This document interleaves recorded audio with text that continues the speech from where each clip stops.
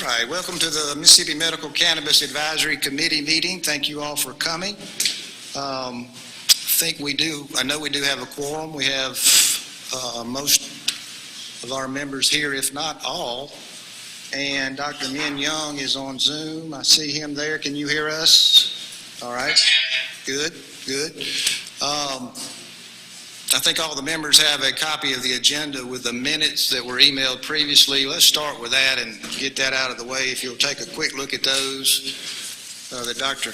Min provided for us. They should be on the back of that agenda package you've got.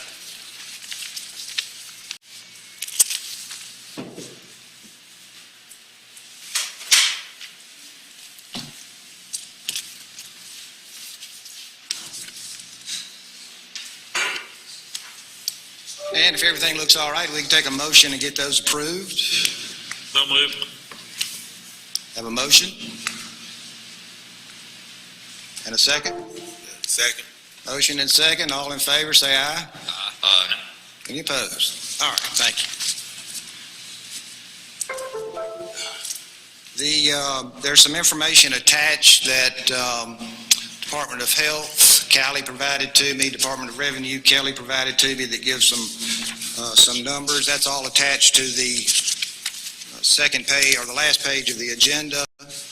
Those of you that don't have those, that haven't seen that, as of December the 14th, and somebody sent me something, I think today it was a little higher. The patient count was 31,305. Caregivers 189, practitioners 313, dispensaries 189, cultivators 67, processors 7 licenses, and some revenue statements on the DOR report. Retail medical cannabis sales to date, $940,000. Application fees, $11,445,000.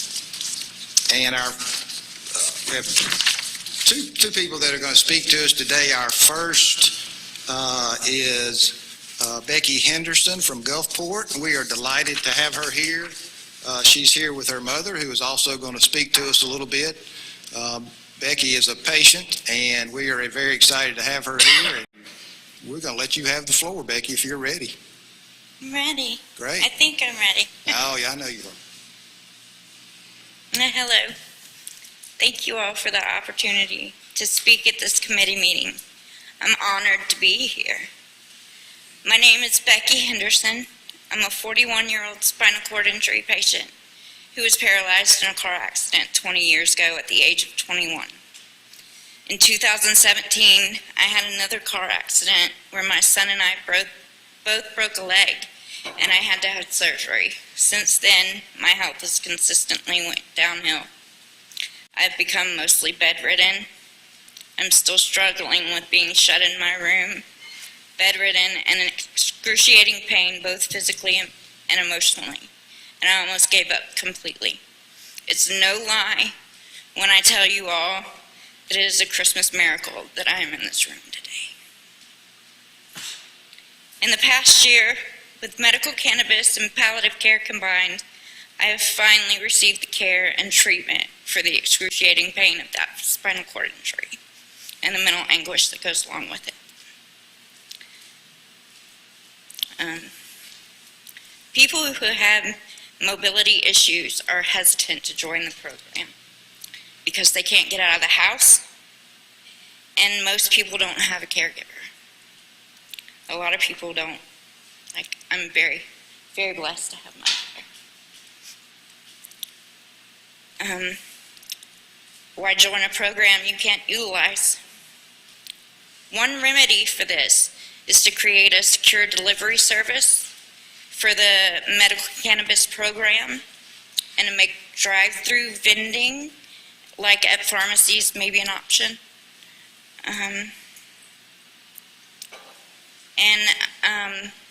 I would like to make sure that any doctor's visit, including the initial visit, can be done over telehealth. That's very important because there are a lot of people who can't get out of the house to make that trip to the doctor. a lot of cancer patients stuck in the bed and just can't do it. A lot of spinal cord injuries that can't do it too, and other people who have very serious problems. Another issue I see is that my mother, who's technically my full-time caregiver, also has a medical cannabis card, but because she didn't sign up, pay extra, and get a FBI fingerprint background check, she can't pick up my medical cannabis. I believe that people who live in the same house should be able to pick up each other's allotment at any time, especially considering how my mom can pick up my medicine, any medicine, at any pharmacy with no ID.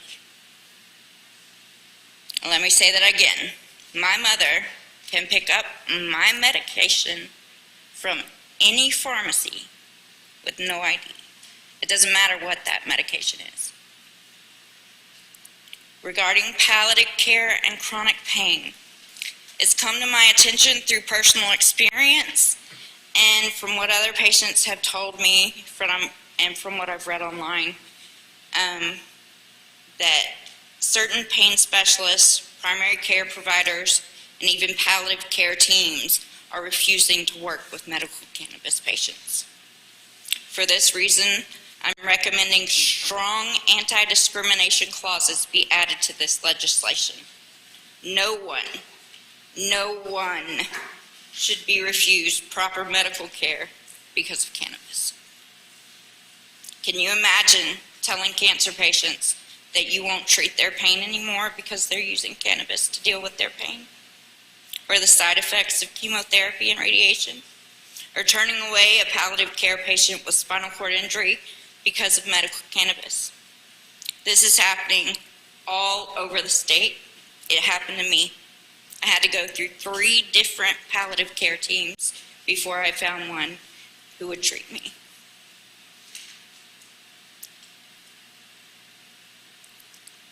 I asked MSDH about that, and they stated it's up to the provider whether they want to participate in the program or not. That's not written into this bill. So we need anti-discrimination clauses to fix that. People should also be afforded wiggle room when it comes to testing for THC when they're on a medical cannabis program. People are getting kicked out of their jobs all over the state because they chose to participate in a program which is legal. And THC is technically federally legal now in small amounts. You can buy it at any CBD store over the counter with no prescription. And I believe that the drug testing is arbitrary at this point. It's keeping employment down. You know, we need to get those numbers up. So, also, cannabis is still way too expensive here for people who have limited resources. I believe home grow is a phenomenal solution. I need to be able to grow it or have someone grow it for me so I can survive with the medicine that helps me to the point that I can do things, or we have to move to a state who allows home grow. And we really like it here. We do.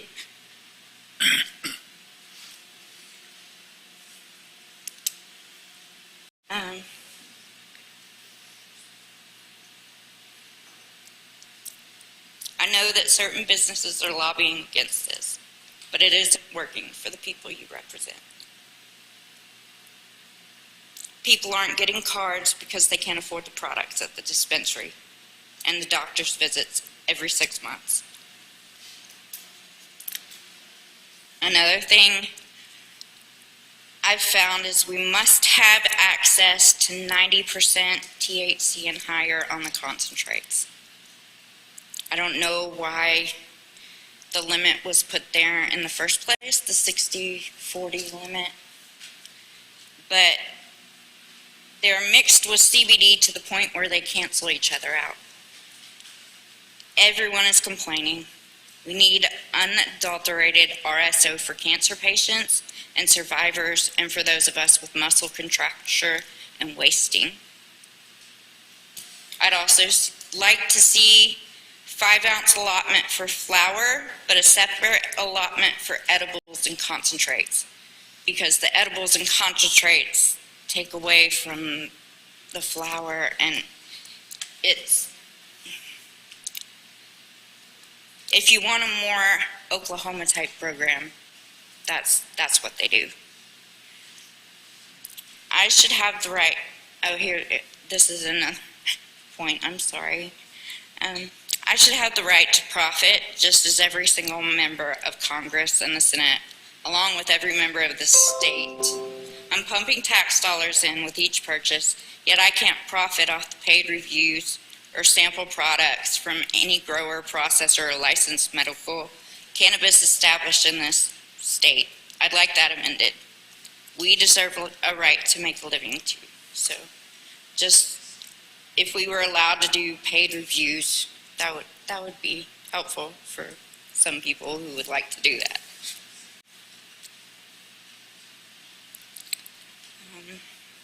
I'd also like to do away with the MMCU completely.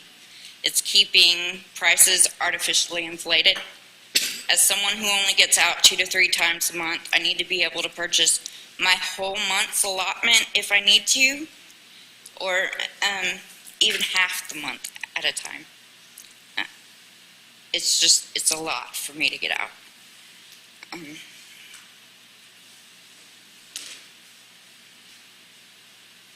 I'm sorry, I lost my spot.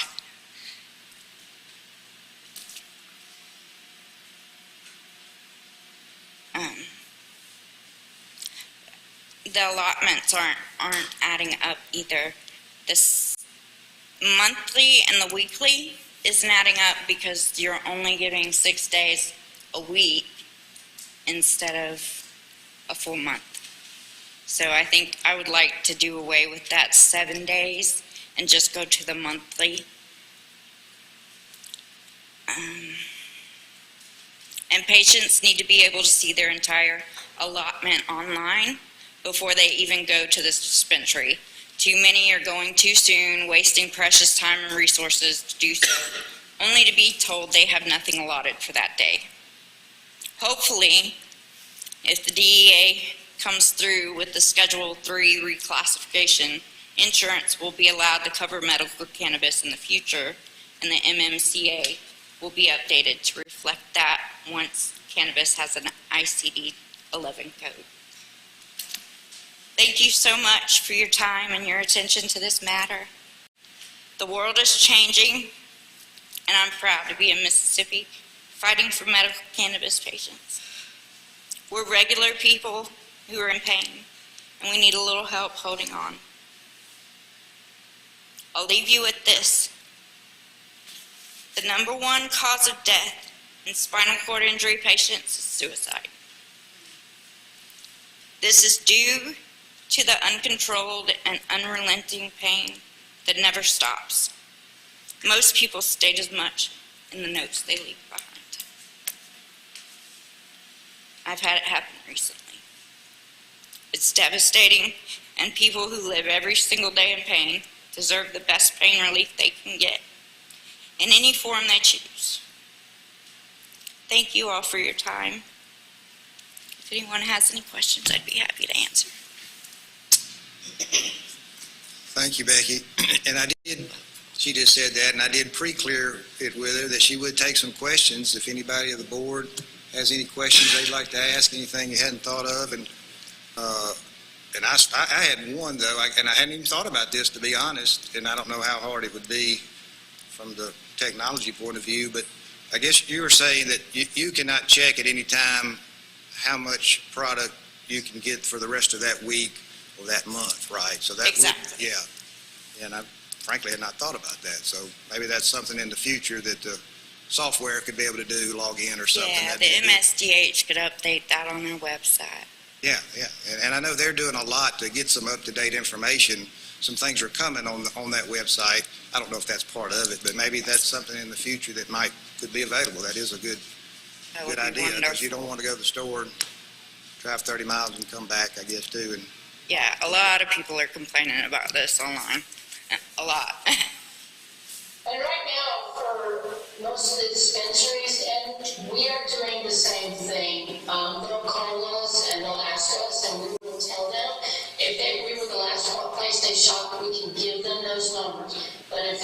content now is on the numbers. I know most states have their own site where you can log into, and we were hoping that you'd be able to do that here too. Wonderful. I would like to thank you for coming today. I'm a pharmacist. My name's Randy Meir.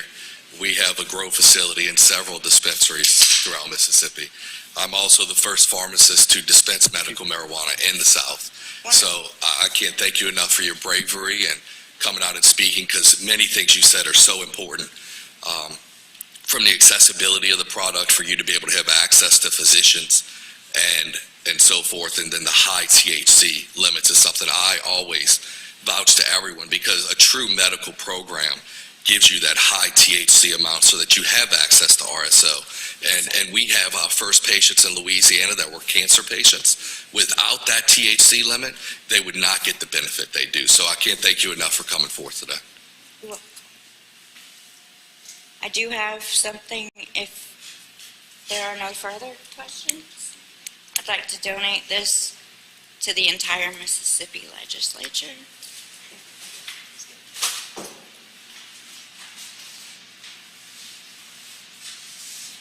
I take photographs, and I just started doing this after I got medical cannabis. This gave me my life back. To the Mississippi State Legislature. These pictures are hereby dedicated to the patients, doctors, nurses, the dispensary workers, the growers, owners, processors, transporters, security guards, the We Are the 74 group, and everyone who worked so hard to make medical cannabis happen in the state of Mississippi. Thank you to the Mississippi State Legislature and every single staff member who fought for the patients. You're all heroes. Thank you. These pictures wouldn't exist if I never had access to medical cannabis. Don't know who to Thank give you. it.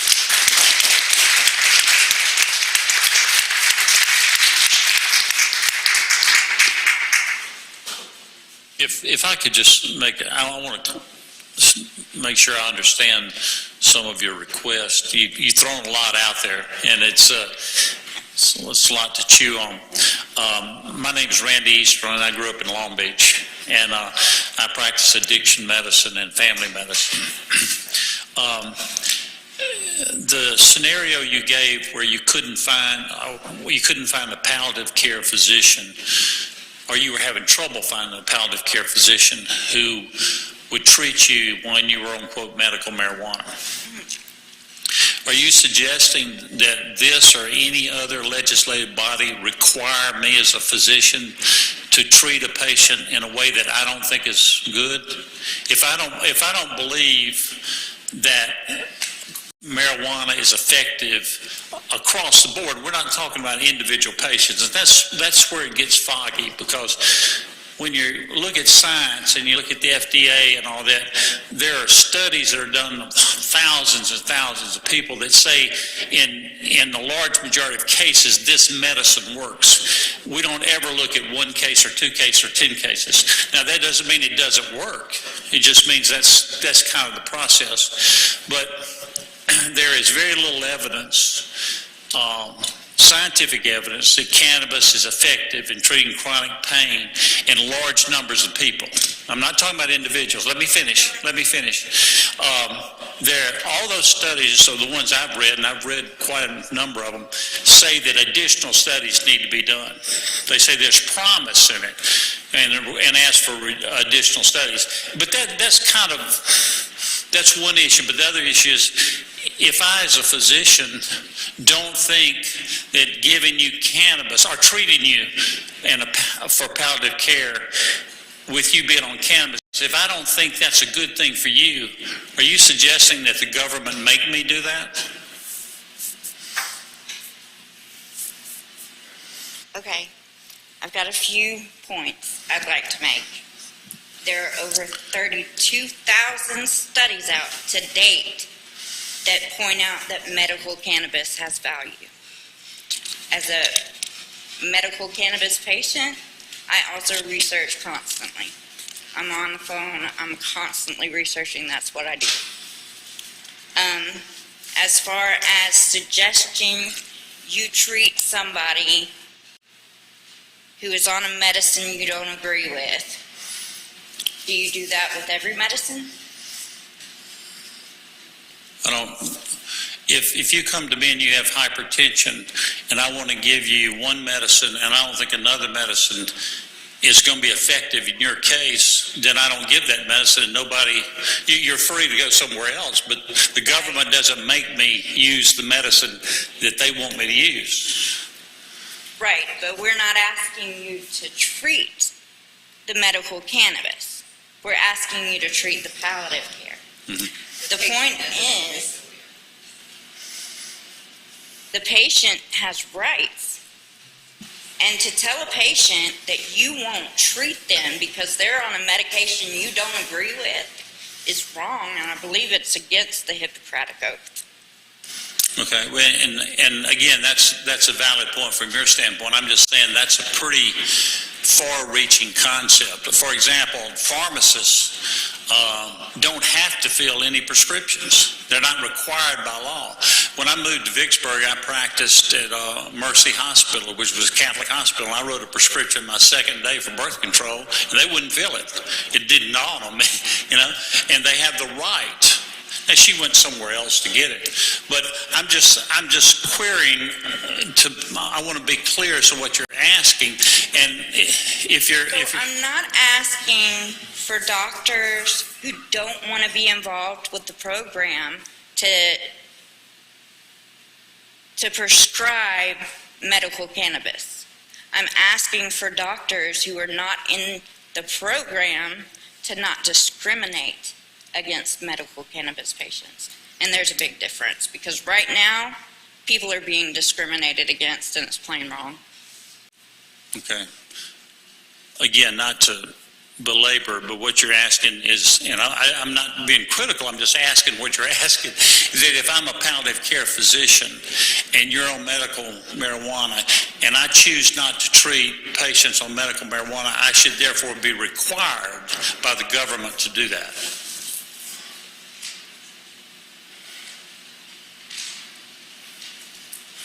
And we, to a certain extent, legislators can pass just about anything they want to until the Supreme Court says it strikes it down. But I can assure you, Mississippi is the only state of 50 where a legislative body is allowed to tell healthcare providers, you have to do this. We already have the lowest ratio of physicians to patients, and it's going to get worse because doctors won't come here. Why?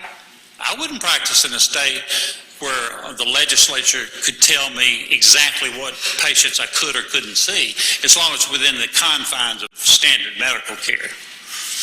So cannabis is in the confines of standard medical care, and it has been in the state of Mississippi since the 70s? How long have they been growing it in Mississippi? Does anybody know? The 60s. So there's many, many studies, and I believe patients shouldn't be. And I want to be clear, I'm sympathetic with your situation, I really am, but I just want to make clear, or I want to understand, that the ramifications of doing what you're suggesting are far-reaching. And as far as I know, it's not done anywhere in this country. Is it a licensing issue with the DEA? Is that what your issue is? Or is it just you don't believe in medical cannabis? No, that's not the issue with me. That's not what I'm trying to clarify. What I'm trying to clarify is, are you suggesting, or is anyone suggesting, that a legislative body should require me to treat certain patients? Now the licensure board, which I served on for 12 years, would certainly take a position, in my opinion, if you were a physician, say an ER doctor, and someone came in that was in distress, they were shot or they've been in a car wreck, and you refused to treat them, there's serious ramifications to that. But okay, so if a patient comes into the hospital and they were in a car wreck, and the car wreck was caused by alcohol, do you refuse to treat them because you don't like alcohol? No, and that's not the same Or do issue. you refuse to treat the medical cannabis patient who comes in because you don't like medical cannabis? Well, no, I don't, but if I choose to, my question is this legislature going to make me do that? And that's the ramifications of what we're discussing. I'm not really discussing the efficacy of medical marijuana in terms of treating chronic pain or whatever. I'm just saying that it sounded to me as though you're suggesting that physicians be mandated to treat their patients in a certain manner. I just think that physicians should be mandated to treat their patients, period. Okay, thank you. Angie, did you have a question or comment? I just wanted to, make a comment that, It'll probably pick you up. so just across the board, Yeah, cut it on. Switch on the back. Right there. help me out. There we go. Just across the board, what we are seeing across the state, I'm Angie Calhoun, I'm the patient advocate of Mississippi, is that patients, like Becky, are going in and maybe they're being treated by a pain management group and they, have no issues giving them plenty of opioids that could make them addicted and potentially, could overdose and, and the potential of dying. And so what is happening over and over again is that a lot of those pain management physicians are cutting those patients off immediately if they even mention that they want to participate in the medical cannabis program. If they do come in and they test positive, then they immediately cut them off their opioids. And that puts a patient at tremendous risk because what if they're not, if they're not following a proper taper protocol? I mean, maybe that's an answer with some of the pain management groups that are doing that. Maybe we implement some sort of taper protocol because you just, overall you don't rip patients off of opioids because the potential of them, a week or so into withdrawal of going back and taking the initial amount could be too much, and that's what kills people. So, I think just a lot of thought needs to be put into how physicians are looking at medical cannabis because it is legal in Mississippi, and there's no doubt about it. But it is very, very cruel and unusual punishment, in my opinion, for a physician to treat patients the way that I've heard over and over and over. It is very, very unfair for a legal product in our state for a patient to be treated that way because I am very, very pro research. Work closely with the University of Mississippi, and we will have a lot of good things going on hopefully soon, but I agree more research needs to be done, but there are proven facts that show that it does help with chronic pain and many, many other conditions. Oh, can I address part of that real quick, guys? I'm Barbara with Beast Buds. I'm a 25-year RN in emergency room. And my biggest problem right now with my customers is exactly what you said. The doctors are cutting them. And when I say cut them, they're not giving them a couple of weeks of titrations or anything. The moment one of these pain management doctors hear that they're on medical marijuana, they're cutting the patient, which is very, very unsafe for my patients. I literally, as a nurse, have had to step in and try to help my patients get through that process. A lot of our dispensaries don't have people like me that can do this. And these, the whole reason that pain management was invented was to manage their pain, not force these patients to take shots that they don't want. And these doctors will kick them off of the program if they don't take the shot, which is crazy. They're cutting them immediately the day they find out. They're not giving them time to titrate their medication.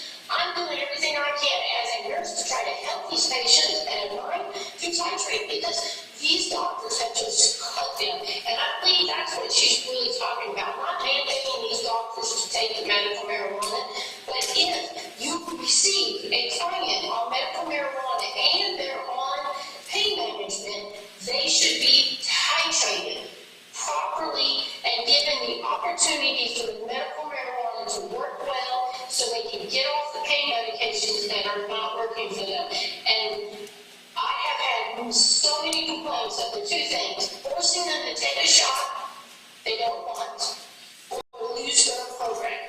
And that is not how this program was set out. This program is set to get you off the narcotics. They're not doing that. They're just keeping the over and higher and doses of narcotics. And this has got to stop.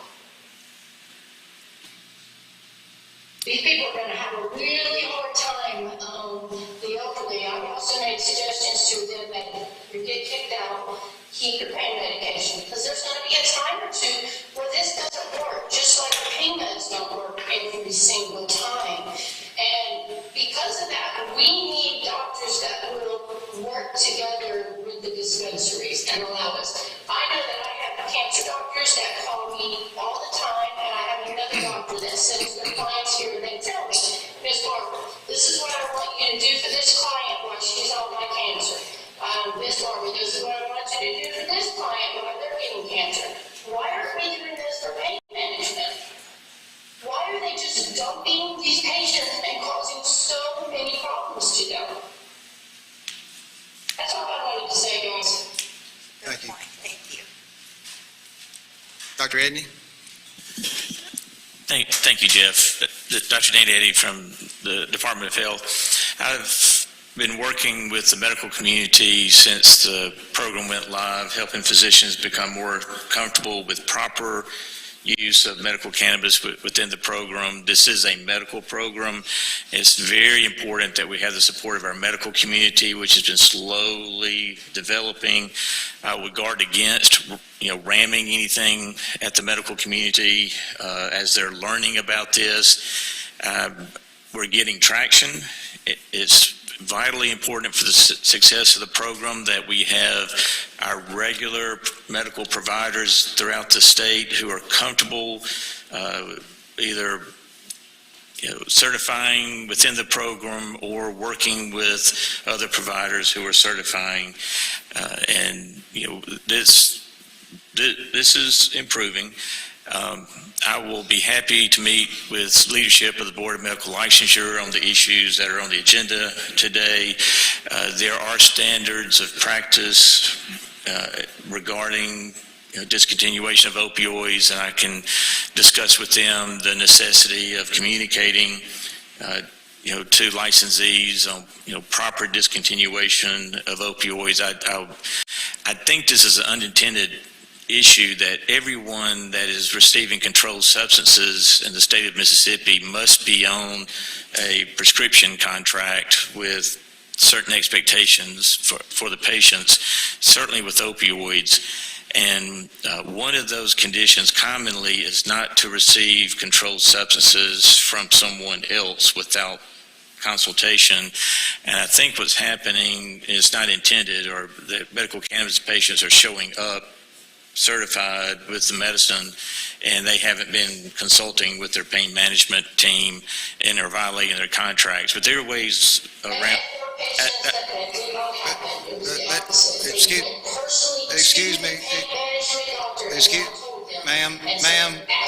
Ma'am, let him finish, please. Let him finish, please.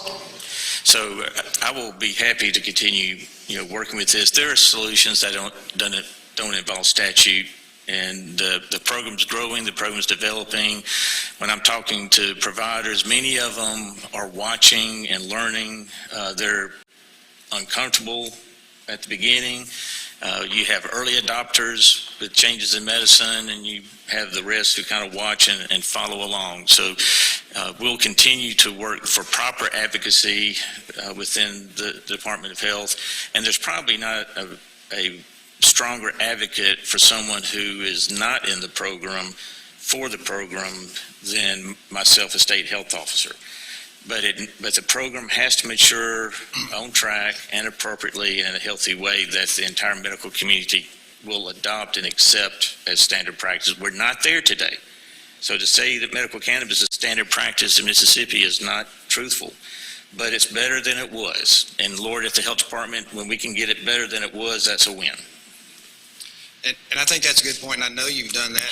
Actually, my son sat in on one of your conferences, and I know y'all have done several of those, and And I agree. I think that's probably the way to handle that, because doctors have to work. This is a Schedule I drug. They have their protocols they have to be careful about, and I'm not making an excuse for anybody in that situation. I'm not a doctor, but that's a good approach anyway. And maybe even as time goes on, have people like you, Becky, and Angie, maybe to come to some of those meetings and speak to the doctors. Hey, these are the types of things we're seeing or feel like is happening to us, and I would think that whole process will get better over time and mix the medications together. Go ahead, Becky. I'm sorry. I was going to say, I'd suggest if you don't go with anti-discrimination legislation, maybe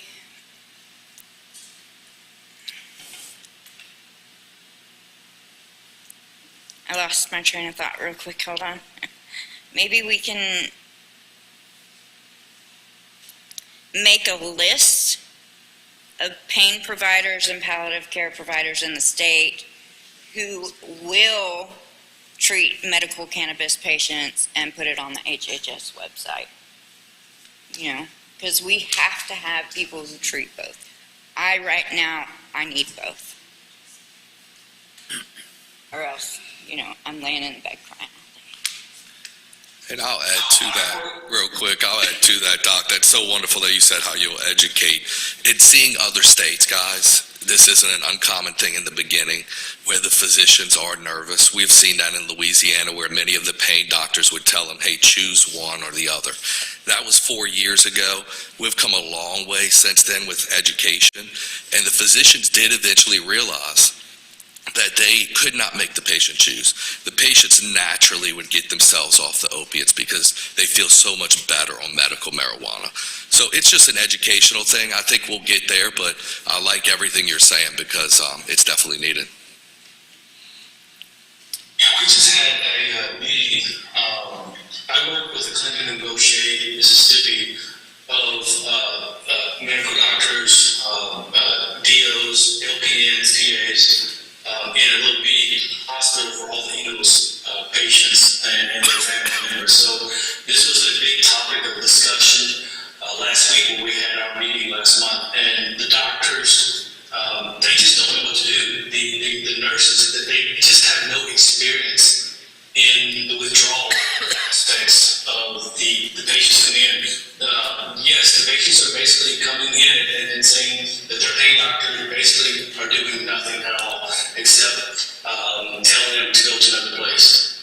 And the doctors are confused. They don't know what to do. So, yes, education is a key factor in this. And if we could develop some type of a guideline for primary care physicians in a transition way, then I think that would be tremendous. Thank you, Dr. Mann. I don't want that to become something that they do to everybody, though. Because like I said, that people still need palliative care and cannabis together. I don't want it to get to a point where they say, oh, you're on medical cannabis, we have to titrate you right now. And that's not right. All right, thank you. We can't leave Mom out. We wanted her to give us a few comments as a caregiver perspective. Okay. I'm Reverend Mother Sherry. Thank you for the opportunity to speak with y'all today. So there's a couple things real quick because of the comments that were made about doctors being afraid of medical marijuana. In 1980, I got pregnant while I was in the Coast Guard. I was extremely ill. I threw up for 9 months, couldn't hold anything down. My doctor suggested, because probanthine and bendectin would cause birth defects, that I smoke medical marijuana. It wasn't called medical at the time, it was marijuana. The Coast Guard gave it to me. They made sure that I had it. I had a healthy pregnancy. I had a healthy child. Then again, I got pregnant with her 2 years later. The doctor said the same thing. I can't take pharmaceutical medications. I'm allergic to most every one of them. I almost died a couple weeks ago because I got an infection and was given microbid. Medical marijuana has helped me and it's helped my daughter. The restrictions need to come off of it. The education needs to come up. Y'all need to get with the times.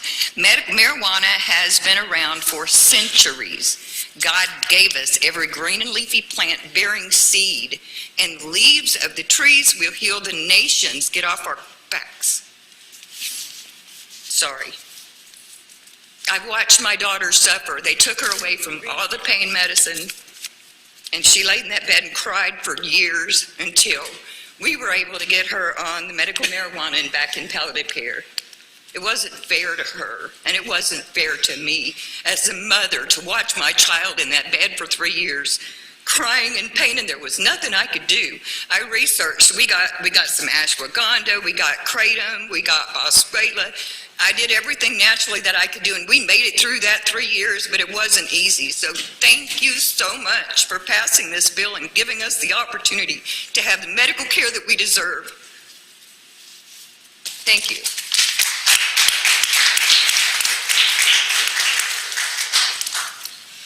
Well, ladies, thank y'all very much. I know it's not easy to come in here and talk about something that's so personal to yourselves in front of all these strangers, but we really appreciate it. And we have not, and this is mostly on me, had enough patients in here before us, and caregivers, and that's what the program is for. And we need to do more of that. And we're going to keep you on our list, so we're going to bring you back, and you're going to have to bring more pictures back when you come, though, because put a for sale sign on them. You can raise some money on the way up here. That looks great. But thank you all very much, and you're welcome just to stay right there. I think there's plenty of room. We're going to move over to Julie Mitchell, who is our next speaker, and I think probably everybody in this room knows Julie, I'm going to guess. And Julie, if you want to use this microphone here, we'll probably be fine, and she does have a PowerPoint, so we'll get that going. So whenever she's ready, it's all yours. I'm going to use that. I'm going to pass out just a Here, I can help you copy with that. of the, and they're going to move my products over here so you can see them. Every product I have, let's see, does this come out of here? Yeah. Everything that I have here is legal, okay? So just FYI. But I'll start and tell you, I think most everybody knows me, Julie Mitchell. I'm an attorney with Hagwood and Tipton Law Firm. I have a master's in health law, and I'm so glad we're talking about healthcare providers.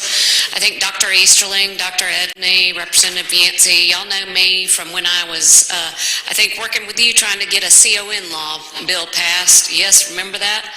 And I work with hospitals, nursing homes, home health agencies, hospices, doctors.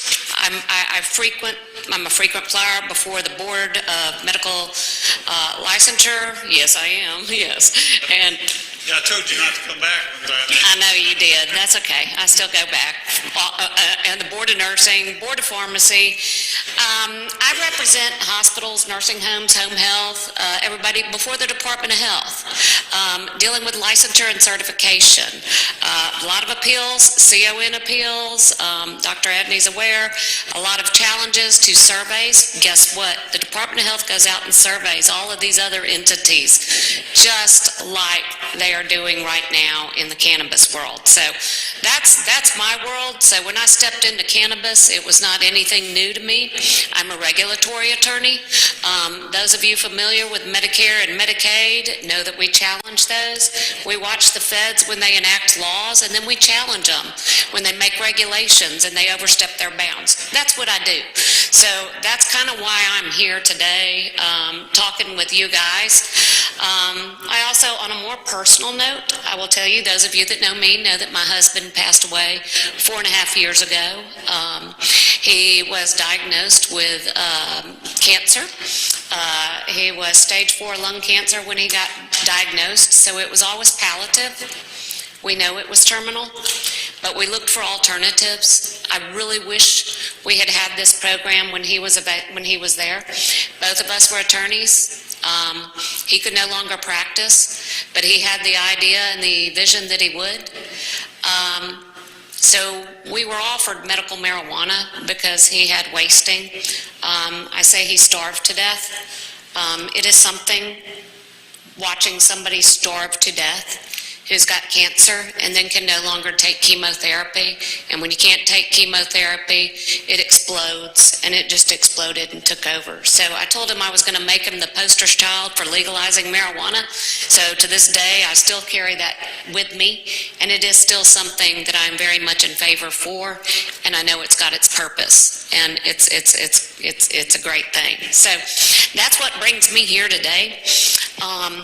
I will tell you that we talk about education, I'm glad to hear that, because I started with this buy legal, buy safe. And I've actually kind of copied that.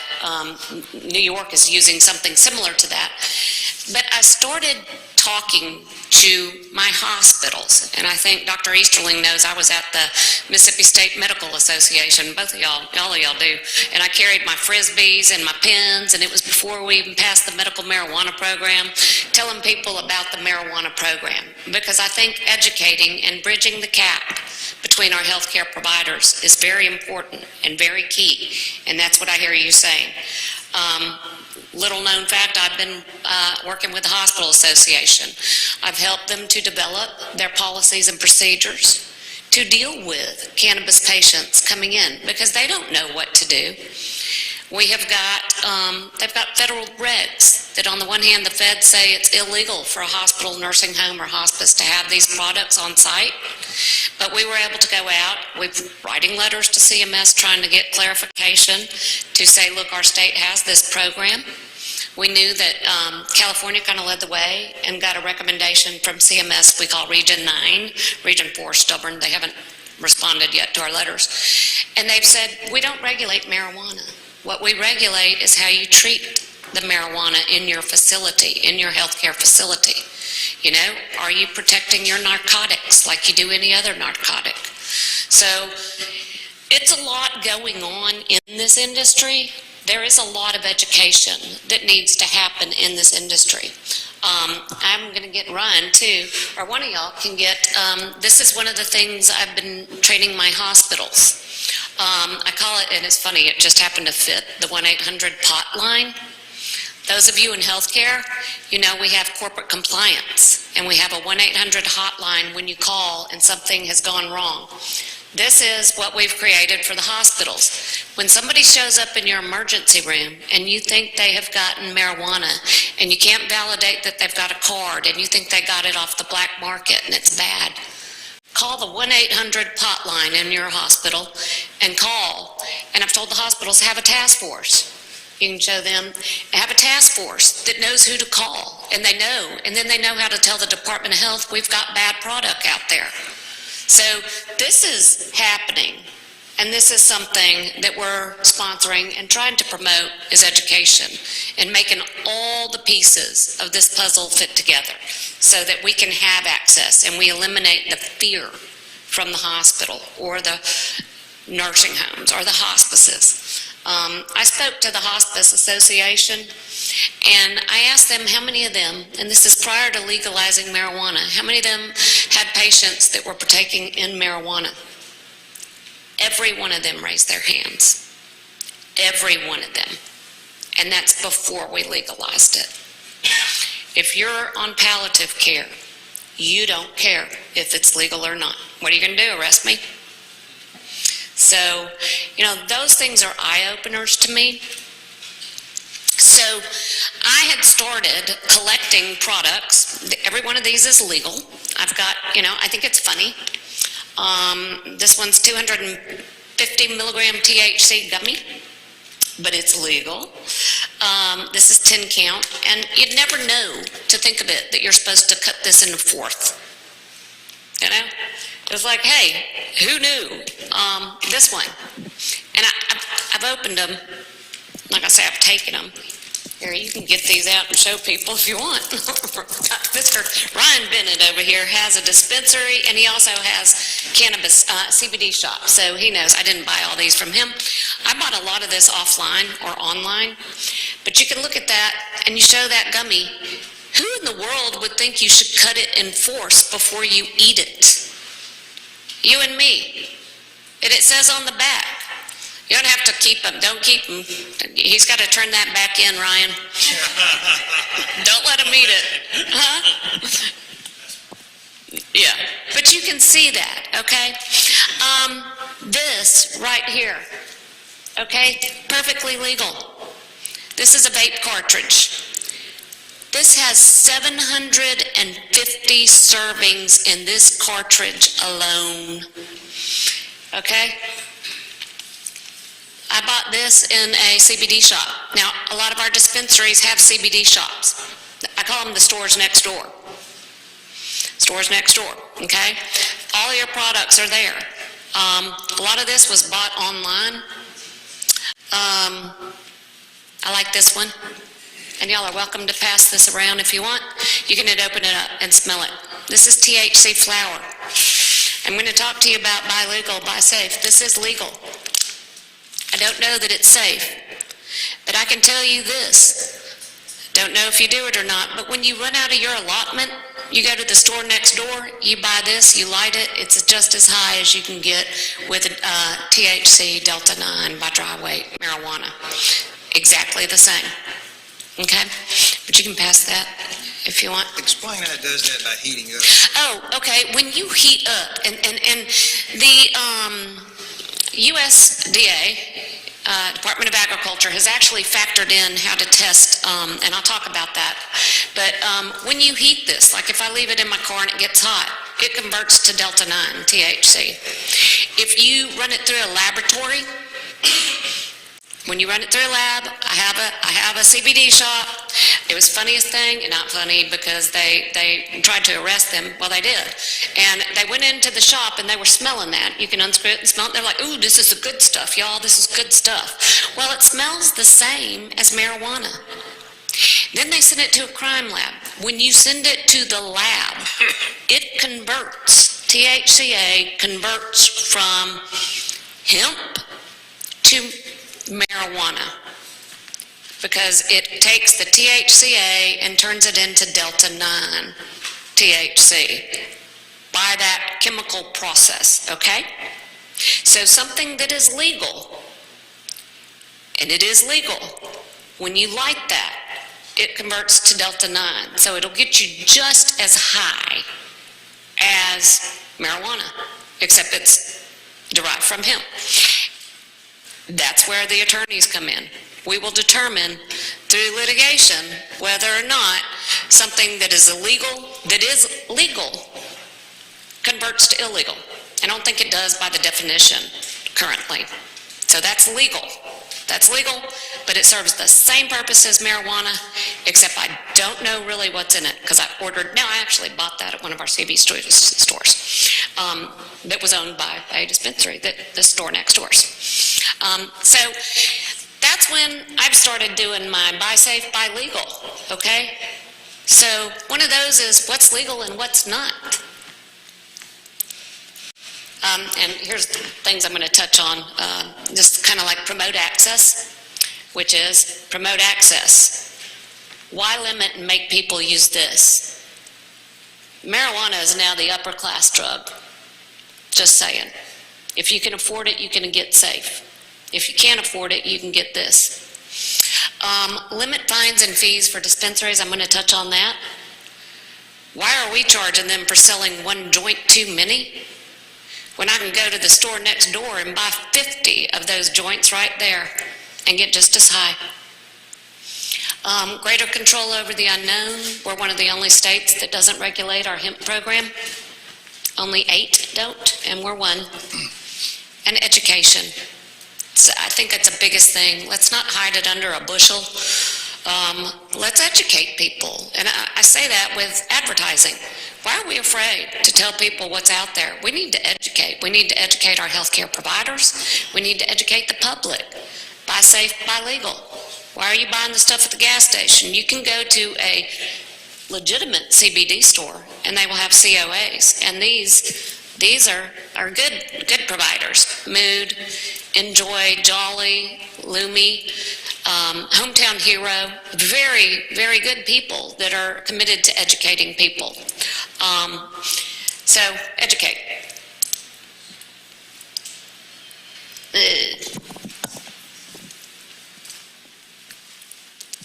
maybe not.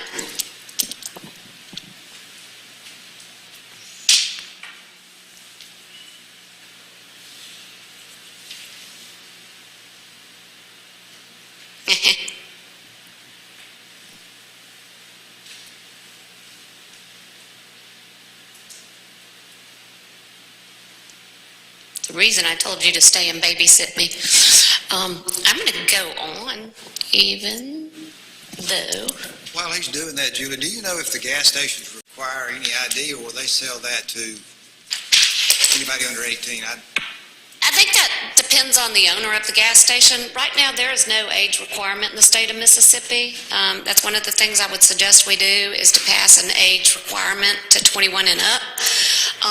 Gas stations are owned individually. They are subject to licenses. They have fines. They have all the other regulations that are in place. That's up to them.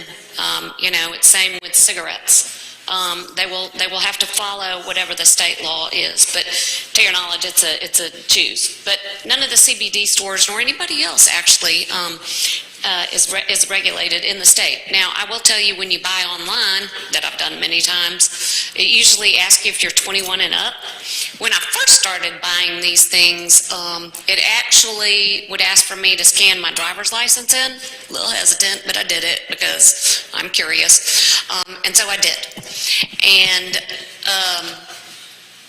then I had a couple of times where they dropped it off and they knocked on the door, and my 14-year-old answered, and they were like, "Is your mother available, or your father, or somebody who's got a driver's license?" They've quit doing that now, but that happened like a few years ago when I started buying stuff.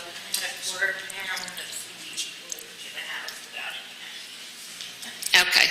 You had a quarter-pound flour? Delivered, and they didn't ask, so yeah, so you can get it. I mean, they started that when we were scared, and now we know it goes across state lines. It's legal. It's federally legal. So here we go to put things in a little bit of perspective. In my mind, and I'm an attorney, so I look at things in black and white. The black letter law, we have our books, Currently, marijuana remains illegal on a federal level, and that's true, even though 39 states and 4 territories, give or take, I think 39, 40, I don't know, it depends on who you ask and who's passing legislation or challenging it. But anyway, it's legal in those states, but it still remains illegal on a federal level. Hemp, based upon the 2018 Farm Bill Act, is now legal on a federal level. And hemp is defined as the cannabis plant so long as it has less than 0.3% Delta-9 THC by dry weight. Doesn't include in there Delta-8, Delta-10 THCA. Anything in the plant is hemp, so long as that plant contains less than 0.3% Delta-9 THC by dry weight, okay? There we go. Like it or not, that's the definition the feds gave it. And it is and can be grown throughout the whole United States. Of note, just so you know, in Mississippi, we have 484 active hemp licenses. 484 active hemp licenses. So it is a thriving business for some people, and it is out there. 2018 Farm Bill decriminalizes CBD made from hemp, okay? So legality of it, we put this in perspective because we're seeing a lot of states who are trying to challenge the hemp products and limit those and access to them. And what the pushback is, well, we're legal, you're not. We're legal, you're not. And we don't have any controls over us. Again, hemp defined as to mean the plant cannabis, sativa L, and any part that includes the seeds, derivative extracts, cannabinoids, isomers, acids, so forth and so on. Less than 3.3% on a dry weight, Delta-9. That's hemp. And those are all excluded from the Controlled Substance Act. So the only thing subject to the Controlled Substance Act is marijuana. Okay? That's where we are. USDA does require all hemp to pass a pre-harvest test, and the pre-harvest test actually does account for the fact that there is the THC in the plant, and that it does have and goes through a process of decarboxylation. And there's the formula. I'm not going to geek out and tell you I know how that works, but that's the formula. But it only measures the THC delta 9 and THCA. And to the extent that at the end of the day, the pre-harvest testing is at less than 0.3% THC delta 9, it's legal federally and can be shipped anywhere and everywhere. And after that, there's no more testing of the product. There's no more, except for some that are good stewards that are doing that. There's no requirement, not in Mississippi, because in Mississippi we don't have a hemp program that regulates it. Now, other states require certain testing and certain safety precautions to be put in place. So, in this, we have THCA, which is legal, and that's what I've told you. The Delta 9 THC is the psychoactive version of THCA. In a nutshell, these are the same. They're the same. They have the same outcome, except one's legal and one's not. One's legal federally and one's not. And one we have to ask for allotments in order to get. So at the end of the day, when I've used up my allotments, I'm going to go buy more of these, and I can buy 50, 60, 80. I can have them shipped to my front door all day long. Okay? Same thing.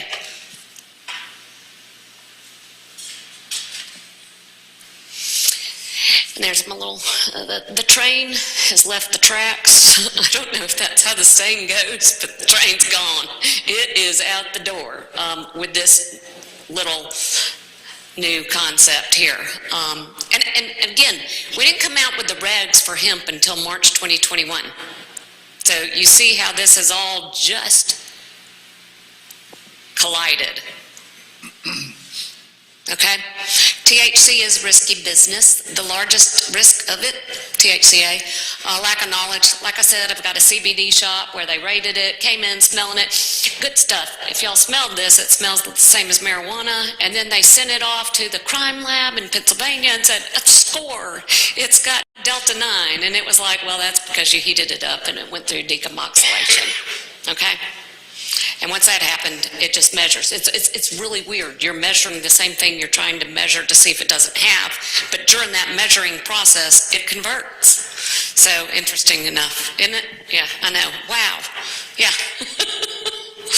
So Delta 8, Delta 9, we've talked about Delta 9. In the definition, Delta 8 is not in there.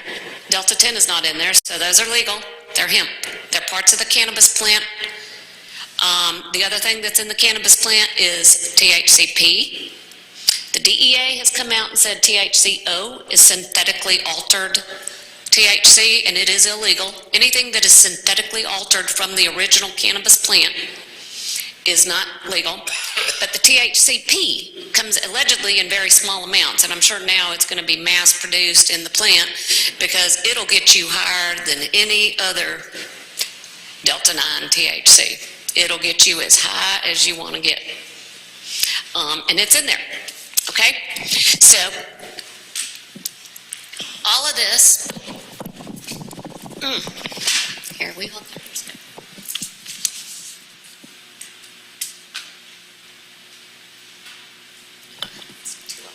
It's disgusting. I like this because there's, a picture is 1,000 words. This, you're supposed to cut up in eighths. This is 250 milligrams of, the whole thing has 5,000 milligrams. It's 250 milligrams of THCX, THCP, hydroxy-11 THC, and Delta 8, okay? Now you and me is where I say education. I gave this to a friend of mine with a card. My friend said, send me a picture of the bottle. Send me a picture of the bottle. And I was like, why? And she's like, Julie, I should have cut that up into 8s. She's like, that's way too much, way too much. But, you know, that's a lesson learned, not on me, but, well, for me, because I didn't know. I would have never thought to take a gummy and ration it and cut it up into 8s. And that's on a good note from this little piece, because it's a punch. And I haven't tried it, I'm too scared. Which goes into also some of these. If you're new to Delta 9, start with a fourth or a half of a gummy and wait an hour. Don't take more than 2 in 24 hours. It's legal.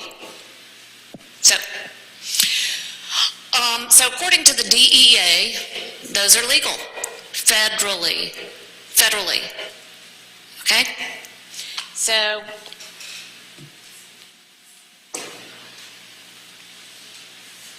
where am I going? I'm going backwards. It's upside down. Do I need it? Being federally legal, hemp is not constrained by the same barriers that marijuana is. Okay? States cannot prevent hemp from going through their jurisdiction. You can tell the CBD stores or whoever what you will allow them to sell or what you will not, but you cannot stop me from buying all this online. So if you do, it's kind of like, I know y'all know Smokey and the Bandit. Anybody? Smokey and the Bandit? Yep, bootlegging Coors Light across the country. We don't even have to bootleg it because it's legal. The hemp products are legal, so all I have to do is go to Louisiana or Tennessee, which is amazing because Tennessee doesn't even have a marijuana program, but they are fully on board with all of this. So what you would do is put people like Ryan, who has a dispensary and a store next door, one store would go out of business. One store suffering because it's competing with this, and the other one would just go out of business if you limit what he can sell in that store and make me have to order stuff online instead of having and being good stewards and controlling and regulating the products that we bring in our state. So about 4 states in the U.S. allow cannabis of some form. Some are still trying to hold tight and regulate both the hemp and the marijuana, and those are the 4 that are hanging on. 39 states allow marijuana in some form. 28 states and Mississippi are recreational in some form, and I'm sorry, I know you hate me using that word, but we are. Hemp leads the way to recreational marijuana. I will also say that. Mississippi is recreational in terms of our topical agents. Anyone over 21 years of age can buy all of these products. Anyone over 21 years of age. And I broke my leg this summer, so I did use it. I used this one. It smelled like menthol. It didn't get me high. It didn't even really cure the pain. I was like, you need more something in here. But it was painful. But it didn't get me high. It didn't do anything, really. I just put it on my leg to say I did it, and that's about it. But those are all legal. Anyone in the state, 21 and over, can buy these and put them in stockings. And you may pass these out to anyone and put them in anybody's stockings as long as they're, I would go with 21 and over, but you have to be 21 to buy it. But these are bath bombs. And suppositories. I don't have any because I can't bring myself to buy a suppository, but they are out there. And they are being made, and you can get as high off a suppository as you can off of just smoking it. Just a matter of choice if you want to go there. So, those are all legal, okay? And they're available, as is the hemp products. So that's where I say we're pretty much there. Our regulatory agencies, Department of Health, everybody's knows, they regulate the cultivators. Dispensaries are with the Department of Revenue. Department of Agriculture currently is the only one that has any regulatory authority over our 484 licensed hemp operators. And all they're requiring is the pre-harvest testing. And after that, it's done. And it's really easy to get these. When Initiative 65 failed, I had clients that turned and said, let's go get a license. And they did. And it was like a 2-page form, easy, cheap. They were so excited over the Department of Health, over the Department of Agriculture. And for somebody like me that deals with Medicare and Medicaid, they were such a joy to deal with. That's unusual for me when I'm used to the federal people that are not nice. But it was easy. And again, we were one of the few that are regulated. Other states go through their state program if they have a program. Interesting thing about the hemp program, those who have obtained a license for hemp, the USDA has told them, if you get a marijuana license, you may only do one or the other, because guess what? Marijuana is not legal. Same with your gun. You can't have a marijuana license and legally grow hemp. Surprise? That was a surprise to a lot of people, and they had to choose between one or the other. I say that because we need to keep in mind that the two products are governed by different laws and different regulations, okay? So how do we deal with all this? And that's where, like even with my hospitals, I started telling them, marijuana's not your enemy. That's the best thing we have in this state. That is safe. That's a sound product. We control it. It's not your enemy. This is your enemy. And I can't fix that. But it's amazing to me that we need to toot their horns, praise them, and say, buy legal, it's all legal, but buy safe. Okay? As a state, we protect our citizens. And this is what we can say. Control and regulate the unknown. That goes without say. I think that's one of the things that the legislature and this committee's taken up, is to develop a hemp program. Needs to happen, has to happen, and educate. Again, marijuana, legal medical marijuana is the safest thing we have out there. So what we need to do, let people have it. Don't make them use this. Give them the good, the regulated. Give them the good product. Give them what they're entitled to. Don't make them buy this and have it shipped to their door and not know who's accountable for it or not. Absolutely. Yeah. Increase allotments. You got some for 6 days. On day 7, you got to use this. It doesn't make any sense, and I'm very much aware of people who are doing this, just like Kratom. A lot of people get their opioids. When they run out of their opioids, they're going to the gas station and buying Kratom to hold them until they can get their other opioids. It's the same thing with medical marijuana. They've got this, you've limited them, and now they're having to resort to that. Okay? Allow for monthly as opposed to weekly. Again, marijuana has become the elite drug. Only those with money can get it. They can't afford to drive every week to a dispensary, and some people don't even have caregivers. So, yeah. Or can drive. Thank you. Yep. Provide delivery modes. We did not coordinate our discussions. We did not. I didn't even know. We'd never met before. So, provide delivery mode for those without means. Those are actually the people that need it the most. The ones that need it the most don't have access to it. Access to get it, that's right. Thank you. Reduce the fines and penalties to make them more comparable to online stores and the CBD hemp shop. If I'm in a dispensary and I sell one too many of these, I get fined 5, 10, 20, 30 times you take my license away? Seriously? Seriously. I can go to the store next door and buy as much of this as I want. Yet this dispensary, who's trying to provide legal, provide safe, is getting penalized for selling one thing too many when somebody can order it online.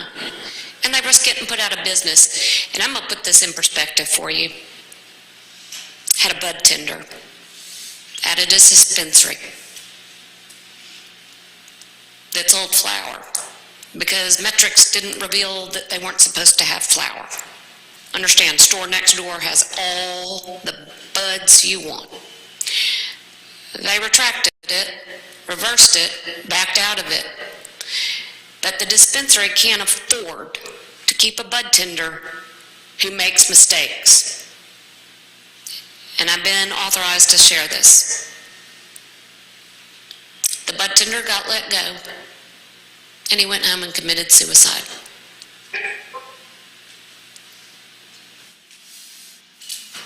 Because what? He sold one joint too many? When you can buy this online all friggin' day long. I know. Doesn't make any sense. Doesn't make any sense what we're doing to these dispensaries when they're having to compete like this with CBD shops, okay? I know these things are hard to listen to, but sometimes it helps to hear it, to hear what we're doing. Okay? Regulate the unknown. Regulate the CBD shops. Make them all Farm Bill compliant. To the extent you try to tighten the root, the noose, and prevent things, people are still going to order it online and they're going to go next door. You got a lot of people in business. A lot of our dispensaries have stores next door. You got a lot of people earning good money to put food on their tables. So don't make everybody have to go next to the next state, to Tennessee, whatever. Restrict them, age restrict them. They're not now, right? Age restrict them. Get them licensed. I don't care. Charge them $250 a license. Get them licensed. Have them regulated. Make them follow directions. Make them have COAs on hand. Packaging to conform to marijuana packaging so that they're all consistent. Dispensaries, you can have dispensaries duly licensed, allow them that. That's up to them to choose if they really want to operate within two legal issues. Do you want to do one that's legal and one that's illegal in the same store? So, let them choose. Let them choose. But if I were recommending it for somebody, I would tell them to keep the two separate, just because you've got different accounting problems with one and not the other. You've got different legal constraints with one and not the other. And so that would be mine. But let them choose. Let these dispensaries choose what they want to do. But either way, charge that. And then if you want to put them, separate from the schools and stuff and out of the gas stations, that's something that needs to be regulated. So, and that's kind of one of the reasons. These are things to, come before this committee to talk about and to educate. This is a neat little nuance, new concept. Louisiana's doing this. I've got some hemp shop, CBD shops that regulate in different states. Well, you're in Louisiana. So see, I love this. Good. It's a good thing. It's good because it protects our dispensaries and our shops, our hemp shops. If you require, I think Jolly is registered with Louisiana. I imagine Cheech and Chong is. These are Cheech Chews. Cheech and Chong, they got cruise chews and then they got space chews. These will get you higher than high. But Enjoy is one that's on the approved list in Louisiana.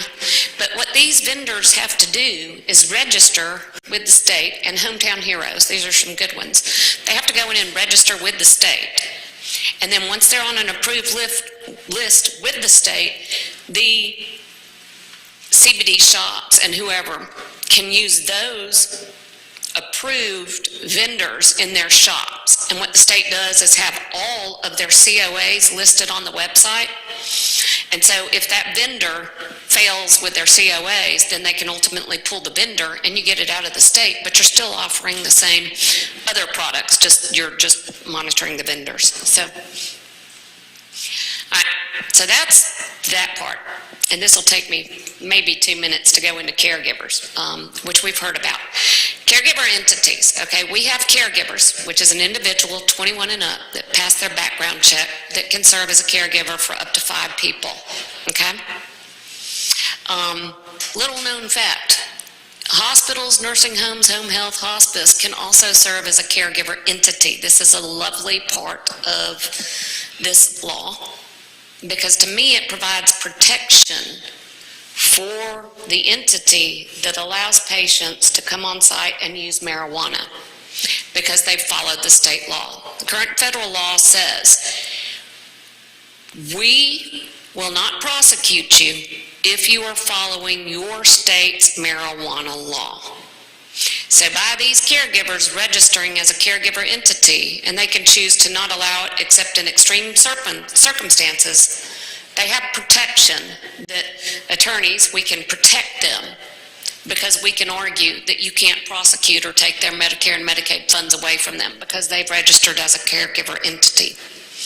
So individuals are caregivers, and individuals can only serve up to 5 patients unless you're a caregiver entity. And then the caregiver entity is actually broadly covered for all people in the entity. And that is, you get a license or a permit and you hang it on the wall and you put it there saying, we are a licensed caregiver entity. And then like in your nursing home, your residents can come in there and say, I'm going to use my marijuana.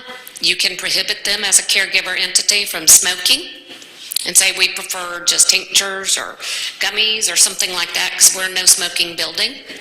But you can now safely allow people to come in.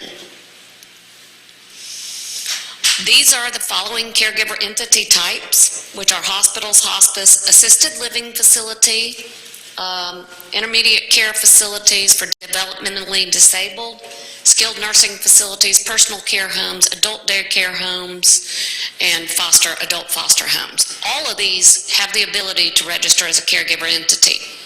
Surprisingly, and again, the department issues them a card, not one entity has registered as a caregiver entity. Not one. Now, when you talk to them and it's like, are you allowing patients in there? Well, we're trying to accommodate them. Well, I'm like, well, then you don't have the protection of the state law. Because you have protection if you register as a caregiver entity. If you don't, you're just allowing somebody to use a Scheduled I narcotic on your premise. And it's illegal. So education needs to get out there to let them know.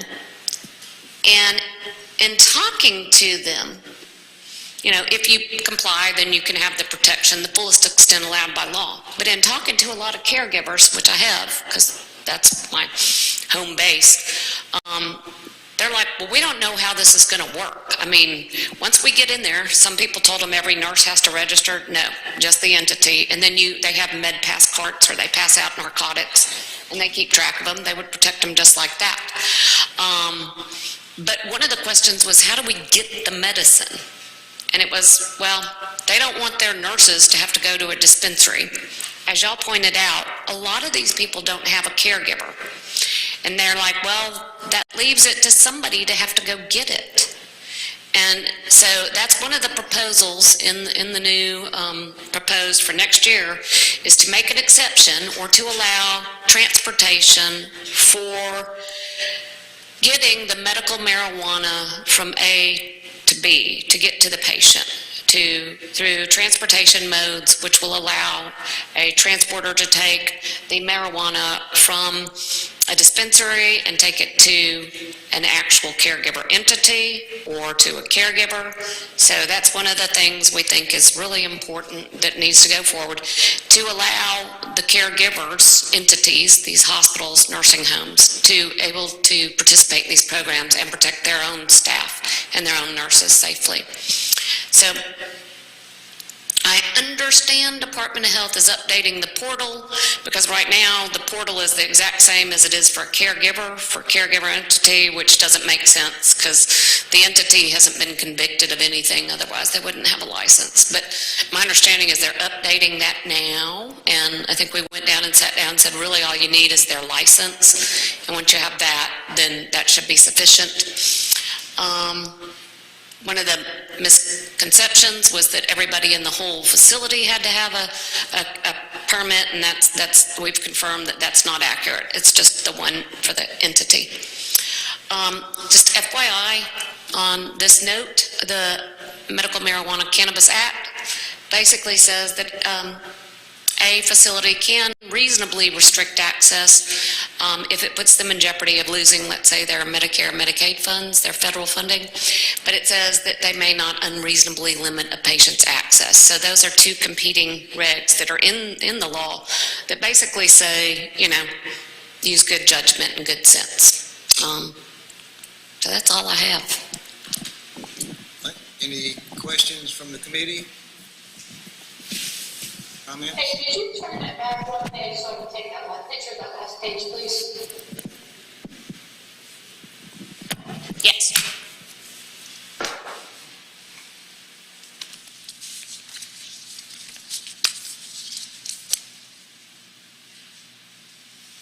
Anything, anybody? Well, Julie, thank you very much. Easy. Informative as always. Thank you. Thank you. Thank you.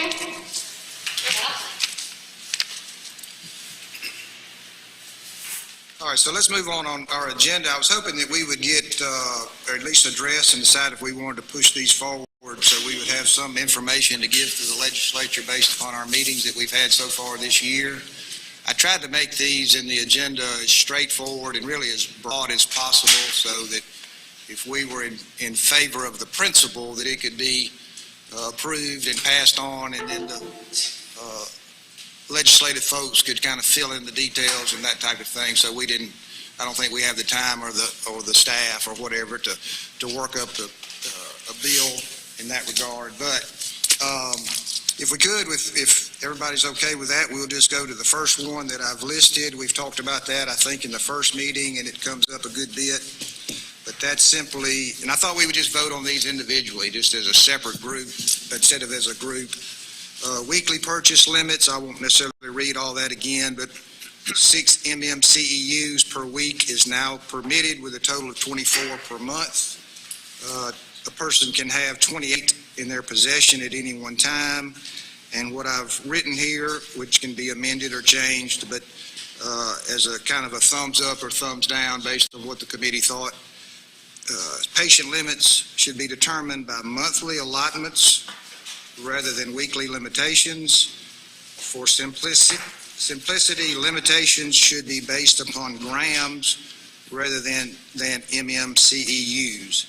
And this doesn't propose an increase in the amount that a person should be able to get in a month, but changes would do away with the weekly allotment and then also change it's my understanding from speaking to just about everybody that calculating the limit by grams rather than the CEUs is an easier way to do this for everybody, for the computer system and everything else. But anybody have any comment on that, or if anybody wants to make a motion, if we get a motion in a second, I'll open it up for comment at that time on this one.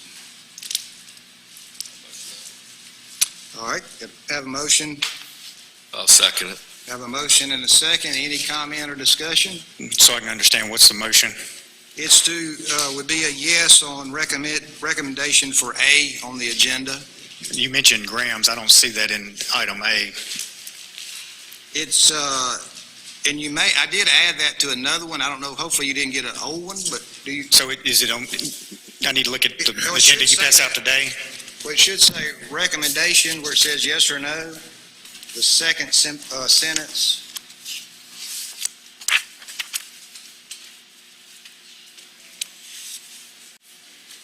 And I've got another copy. I see it now. Okay, all right. And in that, I Just a point of clarification. I'm trying to remember back a number of meetings, where the question was asked about the cost of a certification for medical marijuana, and I think it was over $2,000, something like that. Was that per week, per distribution, if you get it every week, or was that spread out over a month? And the reason I'm asking that, because if it's $2,500 a week, and we recommend that it be a month, which I don't have any strong feelings either way, I can see it done either way, then you're talking about $10,000 a month. No, my recollection, Are you asking the cost per week for a 6-unit allotment? Ma'am, we've got several we need to run through here, so we're going to try to limit this to the committee, please. But I think we came up with a total cost that it would have taken per month. And of course, this would still be that the person could still go every week if they wanted to and spread their purchases out, but it would allow them, rather than making 4 trips, they could make 1.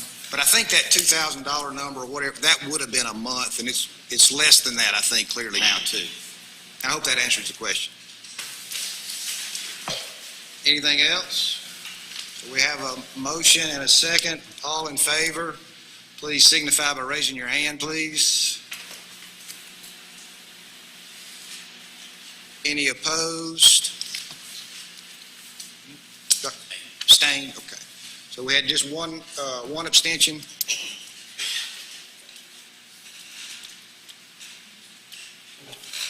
All right, the next one, we've discussed that some too. This is a reciprocity, or I've just labeled it here, non-residents.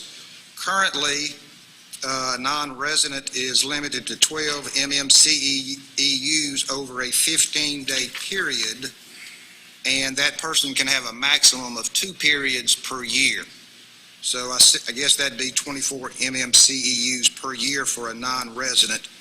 And the way I've worded the recommendation, again, try to make it as simple as possible for any details to be filled in the legislation, would be to permit reciprocity for patients from other states that have been issued medical cannabis registration card under the laws of that person's state and subject to the limitations of resident card holders in the state of Mississippi.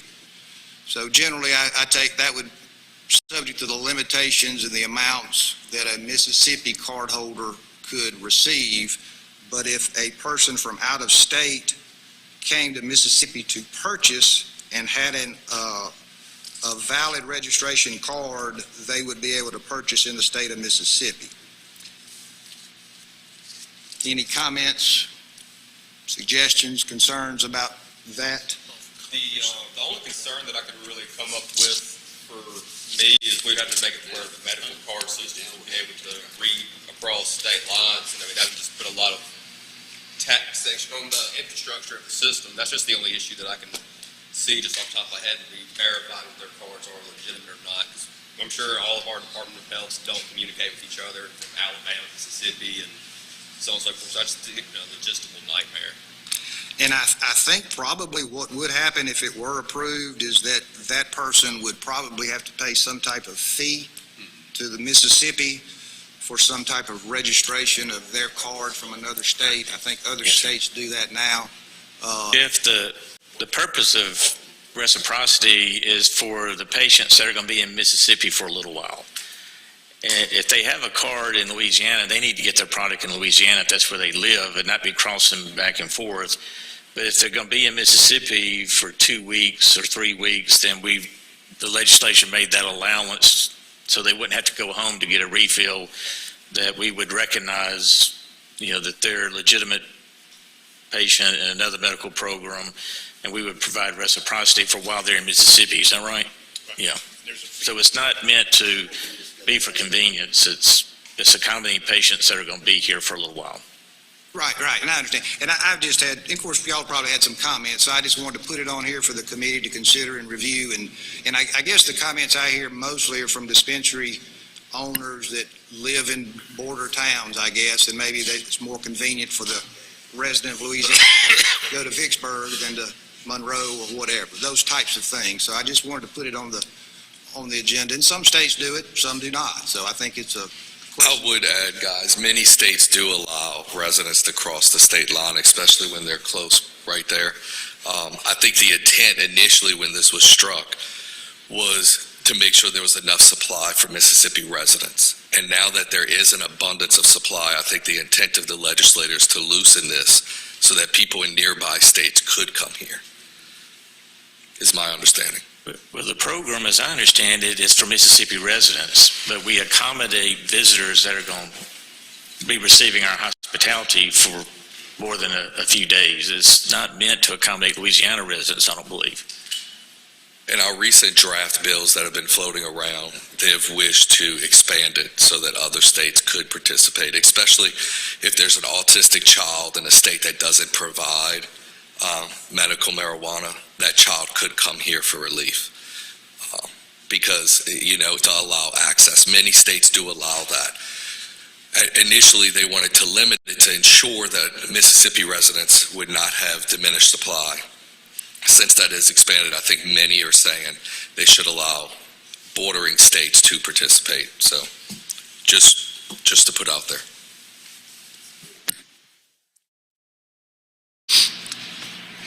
All right, so for anything else, issue B, if there's a motion on that, we'll take that up. If not, we'll move on. All right, so I'll make a motion to go ahead and approve that. motion for approval. We have a motion on the floor. Do we have a second? No second for that motion, so it'll die for lack of a second. Thank you. Next 9 is letter C, telemedicine. Currently, a certification from a practitioner must be issued after an in-person evaluation. And the recommendation would be whether or not to permit certification after an in-person or telemedicine evaluation.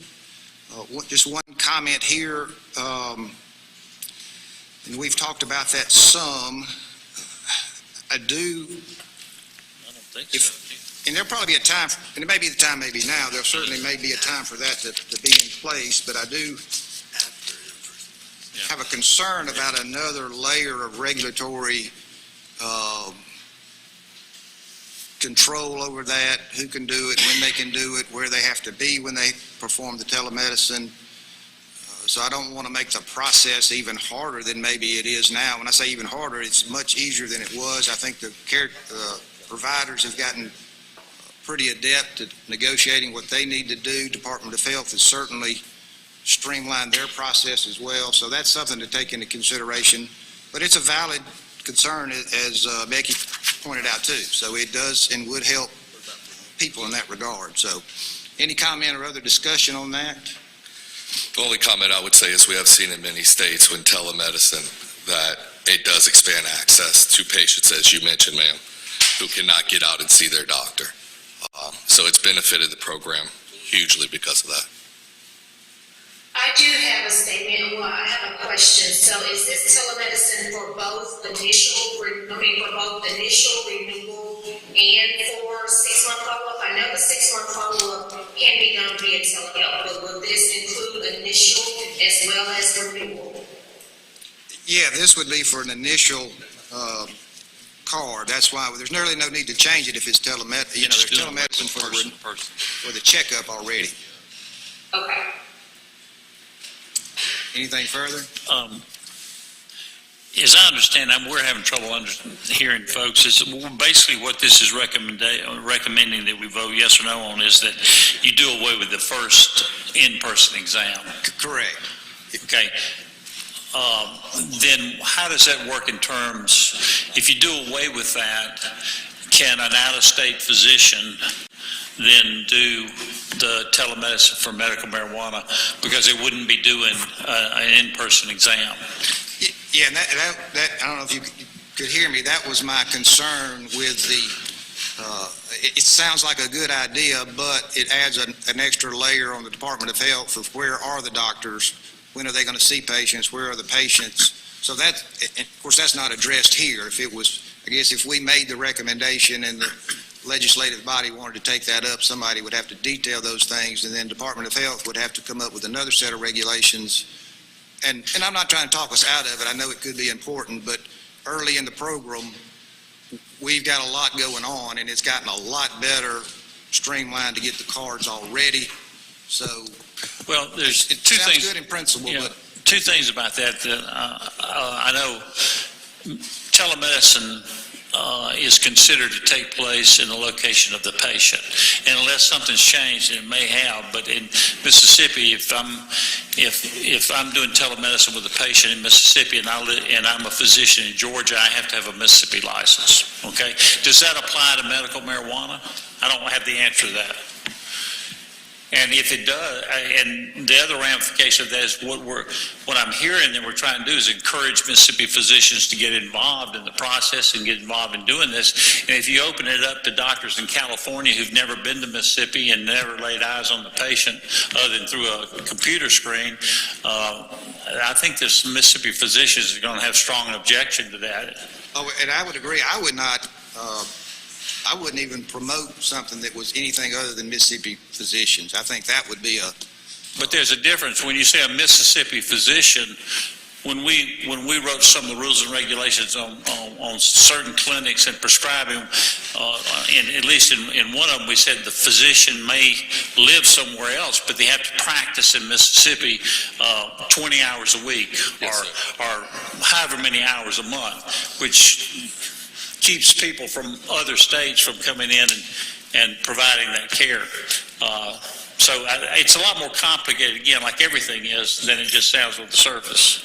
right. Yeah, and I would agree with that. If and when it is approved, I would say certainly should be Mississippi physicians practicing in Mississippi. Yes, sir. Jeff, as I've watched the program mature, one area I do think needs attention is for our hospice and palliative care patients to have a much lower bar for access to treatment. I don't think we should be requiring hospice patients to come in when they're not able to, or anyone with a severe mobility disability, and if that's something that the health department would have to screen and certify, we could do that. I know I've had a lot of comments when the agenda was seen from the medical community in general, not wanting to eliminate that first in-person visit, and especially from some of our major certifiers, providers that are really doing a lot of our certifications that have made investment into bricks and mortar and employees, and but telemedicine definitely has its place, and it's not just to make it convenient, it's to make it accessible.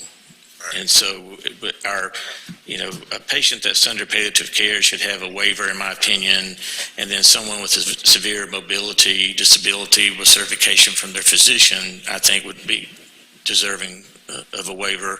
That's just my observations watching the program develop. Yeah, I think that's a good way to put it, and we could, for purposes of what we're trying to do now, so we can get something from this committee to the legislature, we could, if somebody wanted to put that in the form of a motion, permit certification after telemedicine evaluation for certain qualified individuals based upon whatever their physician deemed was appropriate, or whatever language could be worked up in that regard. Hospice care patients.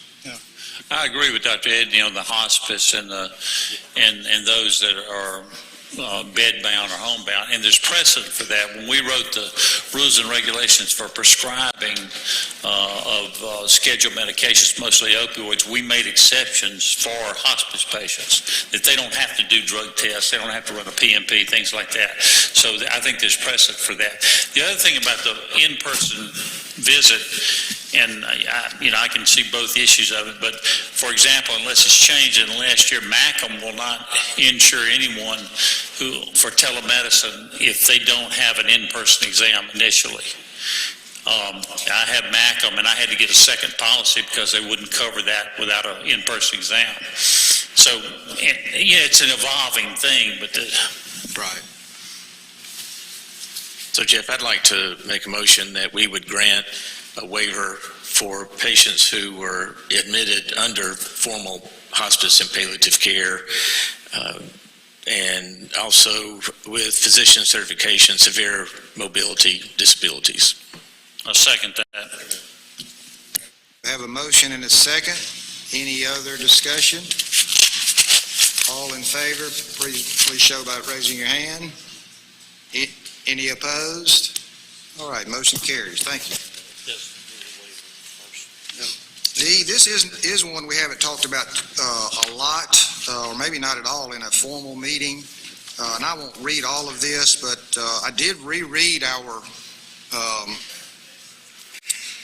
given task by the legislature as the committee, and there are a number of things in here, and y'all can read through those, but it's a lot of work to do, and like for example, the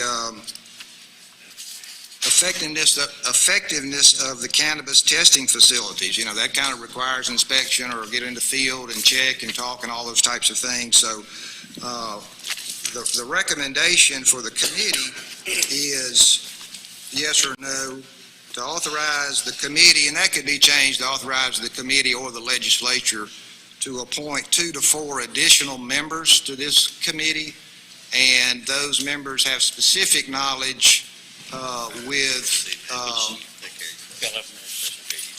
Mississippi Cannabis Program and cannabis business entities, and then further to request the legislature to also, if it found to be feasible and possible from some of the cannabis funds and sales tax that have been raised, to provide a budget of some sort, not for a staff or a full-time person, but for some professional services at times to review some of these issues. There's a lot of moving parts. You've got DOR, Department of Health, patients, and kind of have this committee act more as a medium and possibly work with the regulating agencies with rule changes and those types of things. And it's just hard for this committee with everybody that's busy without having some assistance to get more involved in that. And I think it'd be a help to everybody in the program and also to the legislature as well. So any comments, or I scared 2 of our members off, I think, with that one, but any comments or questions or concerns about that?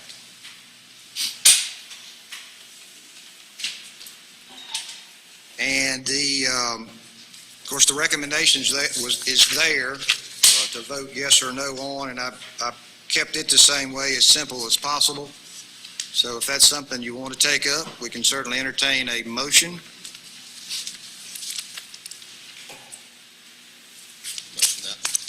All right, we have a motion on the floor for that. I'll second it. Motion and a second. Any other discussion? All in favor, please signify by raising your right hand. 1, 2, 3, 4. Let's see, 1, 2, 3, 4. And all opposed? Any opposed? Or abstain? And 1 abstention. All right, motion carries. 1 abstention.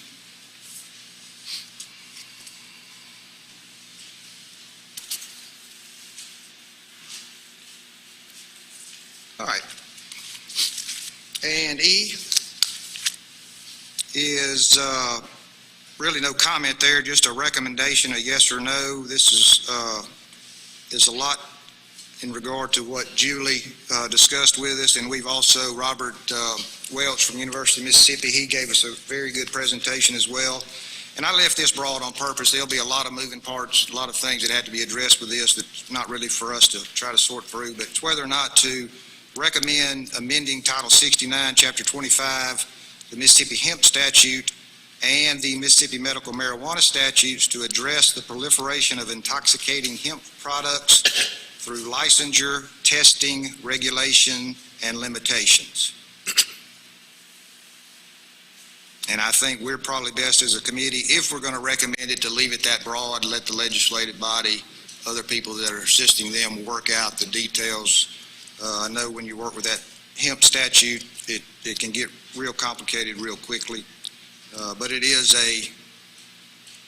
an issue, and I think we all see it every day when you go through the gas station and all those products under the glass there. That's all that stuff that she had right there is what's in it. So any comments in that regard? If not, yes, sir? Yeah, we'll do that. Go ahead. Hi, I'm just a regular patient with several multiple compounding disabilities, and I have been totally benefiting from medical cannabis for quite some time. What I am seeing is one of the biggest problems within our newly developed industry, and it is still evolving, is a lot of us patients, especially myself, are trying to find certain strains to control our specific issues. Of course, not every strain is the same. I just want to say it is imperative for the patients of the poorest state in America, Mississippi, to be allowed to grow a few plants for ourselves. It is not going to take away from the problems of the dispensaries. I have met personally and talked to many dispensaries and cultivators, and they agree with me that also if dispensaries could also start selling cuts to patients, once patients zero in on these particular strains that truly do work. And I want you to know I've spent quite a lot of money, and I'm looking at cannabis that I can't even smoke that was advised to me by a bartender as to help.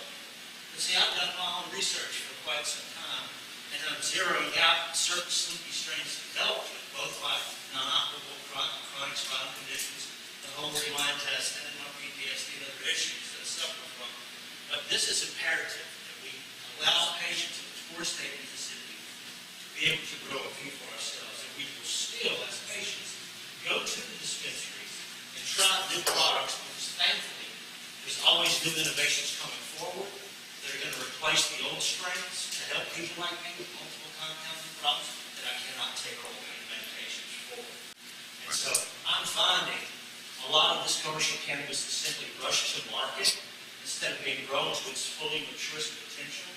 And when that happens, you see, is that by letting the plant grow to its fullest potential, we as patients like myself, we're so serious, we'll actually start receiving those relaxing, beneficial effects. When you chop your flowers too early, it's going to create a real heart-pounding, speedy effect, similar to what the lawyer lady was talking about with the THC.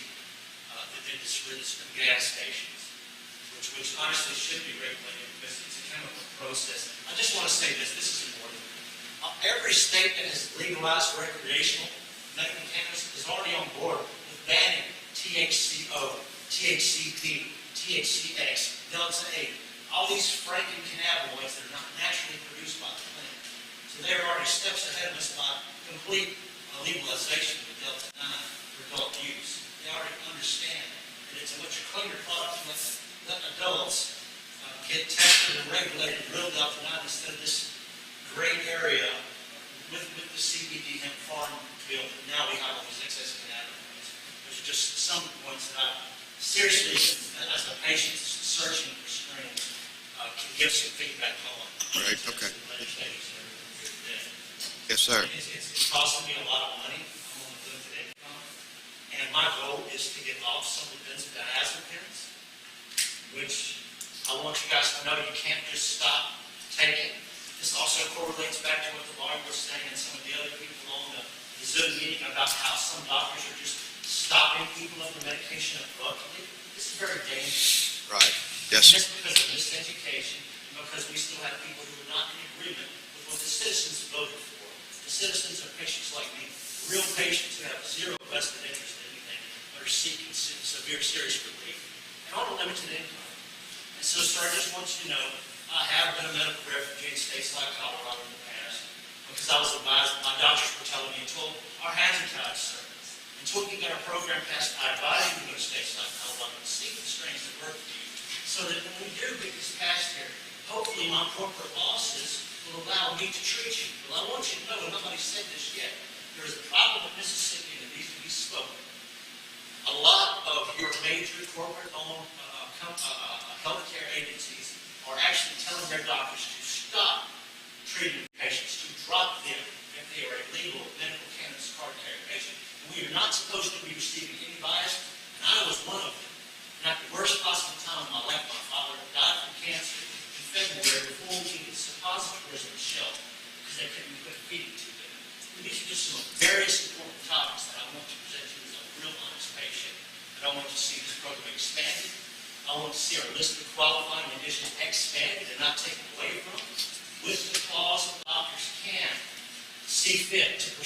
to recommend cannabis or whatever they see fit. But let's not take away the list of qualifying conditions yet, because this continually shows the public that on Mississippi Department of Health website, we have something to reflect back to that reminds us that cannabis controls all these symptoms. Yes, sir. But if we take that list away, I believe it will be easier for the naysayers to not help serious suffering patients like myself who need medication pills with their medical cannabis. Yes, sir. I just thank you for your All right, thank you for your comments. Thank you for your comments. Paragraph E, this was the regulation of intoxicating hemp products. Have a motion with regard to that recommendation? You can make a motion. Have a motion, we have a second. Motion and second. All in favor? All in favor? Any opposed? All right, motion carries. One abstention. F, that's with regard to fines assessed to dispensaries, and I won't read this again. But just one part, one of the ancillary benefits of the program, the primary benefit is for the patients like we heard from today, Ms. Becky, but is that it does help make an illegal market legal and tested. And as we all know, and I'm a prosecutor for a small town, we certainly have an illegal market. But this would be to request the legislature to give DOR a little more discretion and possibly lower some of the minimum fine amounts that are set forth in the statutes at this time. They really start at $5,000, maybe to give some leeway, some discretion, start them at a lower amount. Any comments or discussion in that regard? Mr. Chairman, we do feel like the statute gives us enough flexibility right now. And as we have in the past, we would encourage dispensaries to utilize their appeal rights. We have a very good appeal process. We take it very seriously. We would encourage any dispensary that gets any kind of notice of violation to exercise those appeal rights. And we will work with dispensaries and have worked with dispensaries. We've had I think a dozen or so actually request hearings so far. I do believe we do have a medical program. When you give that product to a patient and you let them walk out the front door, they are walking out the front door with a controlled substance. And so the dispensaries are really the last line of defense to that person when they walk out into the public. And what we want is a robust, regulated program with safe products. And when patients go in, they get what they're supposed to get, whether it be something that was recommended by their physician not be smoked or no flower, or whether it be limits less than the allowable limits under the law, which we see that occasionally too. And so we think it's very important for our dispensaries to utilize all the training that's available on the internet related to the program. They need to understand the metric system.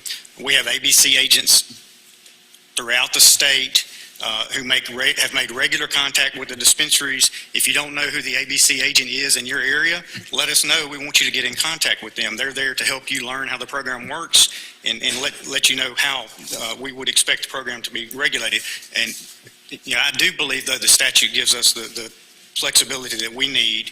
And and again, I can't overestimate or overstate, when you get a notice of a violation, you should utilize your appeal rights. And you have the opportunity to have an internal appeal at the Department of Revenue, and after that, if you're not satisfied, go to court as well. And so there's an administrative process in place that we think addresses all of these issues.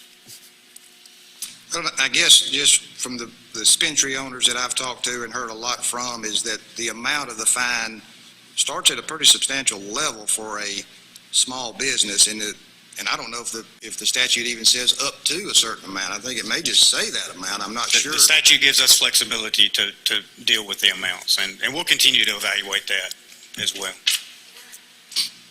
Yes, ma'am. And again, from a regulatory standpoint, I deal with a lot of hospitals, nursing homes, they get surveyed by. I can't hear you. I'm sorry. If you're talking to me. Yeah.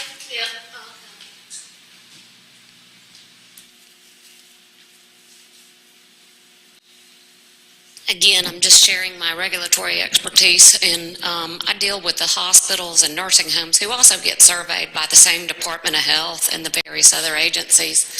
And we use a scale of A through L on the severity. So you can go into a nursing home and have a missed medication or a med error, and depending on the severity of it, they can start at I think we call, it was basically a mistake on ABC was you're still in compliance with the law, but you've kind of made some nominal mistakes that didn't put anybody's life and liberty in jeopardy. And they go all the way up to a JKL, which we call an immediate jeopardy. And the immediate jeopardy situation for these nursing homes and hospitals are things where they deem it to be, you have put somebody's life in jeopardy, meaning the significant threat to life. And there, I think the maximum penalty is $10,000. You can do it per instance, or you can do it per day. But I'm just putting that into perspective, because if we have a dispensary who, if you give somebody one joint too many, I think we've all know that it's not life-threatening. It's just a happy day for them. And I don't mean to minimize it, but the penalty is not commensurate with what the thing is. And I think that's the point with a lot of the dispensaries. I've not seen anything that punitive. Even, on the appeal right, you have a right to an appeal, but it's a very costly procedure. It requires going forward. It's a timely procedure, and in the meantime, they can't continue to operate while they pursue challenging those. So, there's things where, like with the nursing homes, and I give that as an example, if it's what we call kind of a middle of the road, maybe you get a G, and I know I'm using terms, but you can get a G, and it doesn't give you a fine, you just have to do a corrective action plan, and you can continue to operate. You don't get put out of business. So I think that, and I hear a lot of that from the dispensaries, is this is a very egregious situation, the third time they're out of business. So these people who are trying to provide the safest product, a program that has strapped them with a lot of fines and penalties that put them out of business for just a minimal error. I think, so if you will, I think it is a bit extreme. So yeah, we will continue to evaluate. We've learned a lot through this process as well, but we'll continue to evaluate and I represent hospitals and nursing homes in a different life, so I understand where you're coming from. But at the same time, a number of the cases that we have seen, a vast majority of the cases that we have seen are not what you term a happy day. And so we do, every time we handle a case, we've done this in alcohol for years, we do try to take the facts and circumstances of a particular case as they are, not prejudging them, and we try to hear them. And you don't have to shut down.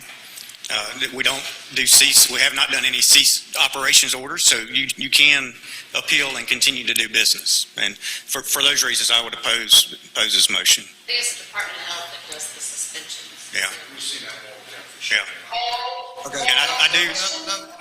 Let me interrupt. We're going to stick with the committee so we can wrap these up. Thank you, though. Okay, so with regard to F, we've heard comments. Is there a motion in regard to that at all? All right, so no motion. We'll move on. G is additional conditions for certification, and this again is pretty broadly written too, but this would be allow medical practitioners the discretion to certify the treatment of additional conditions such as anxiety and insomnia as determined appropriate by the legislature.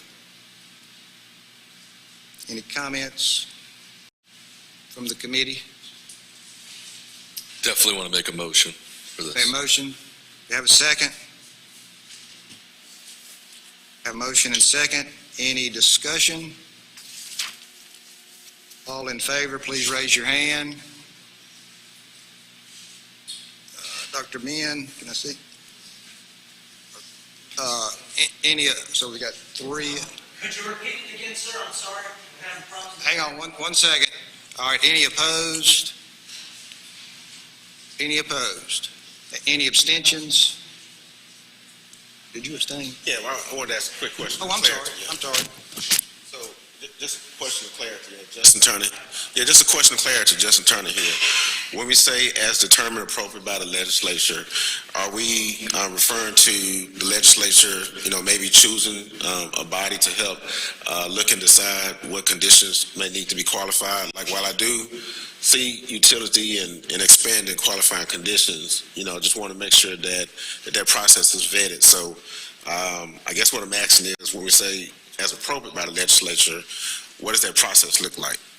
Well, and it kind of goes along with why I kept things sort of broad, I guess, is that I didn't think, based on our meetings and certainly my experience, I could recommend should be this or that. So, but I've heard these two come up a lot and done research for other states, and I would think that that's why I put as determined appropriate by the legislature. My guess or anticipation be that if the legislature was considering that, they'd probably bring in DOH for comment or some review or some outside studies and that type of thing, rather than us say, we know from the history of the product that this is what it is. I just know there's some other evidence somewhere else, but just to kind of put that on the table. All right, so let me, I'm sorry we kind of messed that up. I had that comment in there. So we did have, Dr. Ben, did you vote in favor of, or I couldn't? Well, I'm having a little bit of, I guess, the problem, and I recall that Dr. Easton had the same issue with, do I agree that it would help anxiety and insomnia? Absolutely I do. The problem is there are no officially valid studies, because there's no study, because the FDA is, the federal, it's not federally legal yet, so there's no official studies. So I'm just not sure how far you're going to get from the medical community on those two diagnoses. Even though I may agree that it helps, I'm just not quite sure how far you're going to get. So that's just my comment. Okay. So just to clarify, we had a motion and a second. I'll just do it again to be sure so I get it correct. But all in favor, please raise your right hand. So we have 3 in favor. Okay. Any opposed, please raise your hand. So we have 3 abstentions, so that motion would carry. All right, the last thing on our list, and this, again, is a broad statement, but this would be in an amount determined appropriate by the legislature, permitting transportation to caregiver facilities, and that's along the lines of what Julie discussed, hospice facilities, healthcare providers that utilize the program and wanted to participate in it, rather than them having to go to the dispensary, that the dispensary could use licensed transportation to take product for their patients to them under the terms of the regular transportation rules.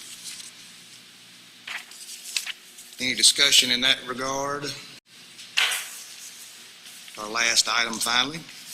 Have any motions on that topic? I'd make a motion. Have a motion. Do we have a second? The caregiver facilities, we're talking just the hospice and like the people that are basically die in the end stages and stuff, or? Correct, yes. I'll mention that as well. Motion and second. Any discussion? All in favor? Any opposed? All right. So that motion carries. Anybody have anything else they want to raise on the committee? Representative Yancey, Senator Blackwell, we appreciate you being here. Do y'all have anything you would like to add while we're? Just maybe if you would, on the budget request, if you could maybe give us an itemized request, what some of those funds would be used for. Sure, yeah, we can come up with something in that regard. Thank you. Be happy to. Briefly, yes, we're about ready to adjourn. Yes, I mean, it's very short, but with the new regulations, the previous regulations didn't really define who could sell what to what entity, but then now cultivators can only sell raw flower, data processors, or dispensaries, and then processors can only sell processed goods. And that's kind of created an administrative limbo for some of us, especially when it comes down to brokering and white labeling products. And while we don't think think that there should be a new license type. We'd like to have some sort of administrative way so that people, because the danger is that someone's possibly indirectly getting money. So if I'm just a person who couldn't participate in the program because of fingerprinting or whatever, and I pay a processor $500,000 to buy a product for me and sell it, then now I'm participating in the program. So we understand that risk, and so our proposition would be, when doing worker permits, possibly there's a box that you can check that if you were a broker, or you can check if you were a white label or a brand owner that's operating within the confines of the current law and availing yourself to the state without a very cumbersome process of new licensing and things like that. And Department of Health and Revenue have both kind of cast over. They want us to put it as economic interest on our licenses, and that doesn't exactly fit, because what if I'm licensing something like Cheech and Chong, or I can't just end my license, but that possibly, just like it was brought up, that there's a registration process. Because as a cultivator, I have a brand, and then it got taken away from me that I can't sell finished product under that brand now under the new regulation. And I'm a Mississippi business that's contracting with someone that has a processing license, just like if I were a fully integrated company, like say Mockingbird or Southern Sky that has these licenses, they can do it, but I can't contract with the processor and do it currently. So it's hurting me financially as a small business owner and a Mississippi farmer under the new regulation. So we're asking for some sort of way to administratively handle, avail ourselves to the state saying we're going to do background check, fingerprints, but that it would allow white labeling, brand ownership, and brokerage. What new law are you talking about? So in the regulations, they now define cultivation entities and processing entities and what they can particularly sell. In the regulations? In the regulations that took effect in October. So prior to those, as a cultivator, I could actually send my flower, have oil made out of it, create vapes, sell on the products under my brand. I'm no longer able to do that under the new administrative regulation. And we're asking for some sort of clarity, because it's fine if I sell it to the processor and on the back end and put it on my brand and I get paid, but at the moment I can't license my brand to the processor because I can't sell the cultivator anymore. And that was taken away in the process. I know there was there's a public question and answer session, but it's something that came up after that, and we're kind of looking, going, it's created two classes of citizens within the industry of those that either are fully vertically integrated and those who are not, that would contract to be fully vertically integrated. And so we're just asking for some sort of fair way, administratively. We don't want new license types. We don't want anything like it's, but then we all get fingerprinted, background checked, and we're all legally functioning within law. So it's just kind of something I want to bring to your attention as succinctly as possible. All right. Well, thank you. I'll get you my email, and you can give me some information, and I'll put it on a committee agenda the next time we meet, possibly, and try to bring that up. Yes, briefly, please. The wording that's very specific on this is that it defines an economic interest, as somebody who benefits off percentages. If I hire an outside company to do my branding and sales and marketing and they get 15%, but they come to my company, no, I pay them based off of performance. So because of that language, it makes it a little. Y'all get. I said, it's administrative. It's just that. Yeah. Get us some information on that, and we'll put that on there. Anybody got anything else? All right. Thank you very much for coming. We'll stand adjourned. Thank you.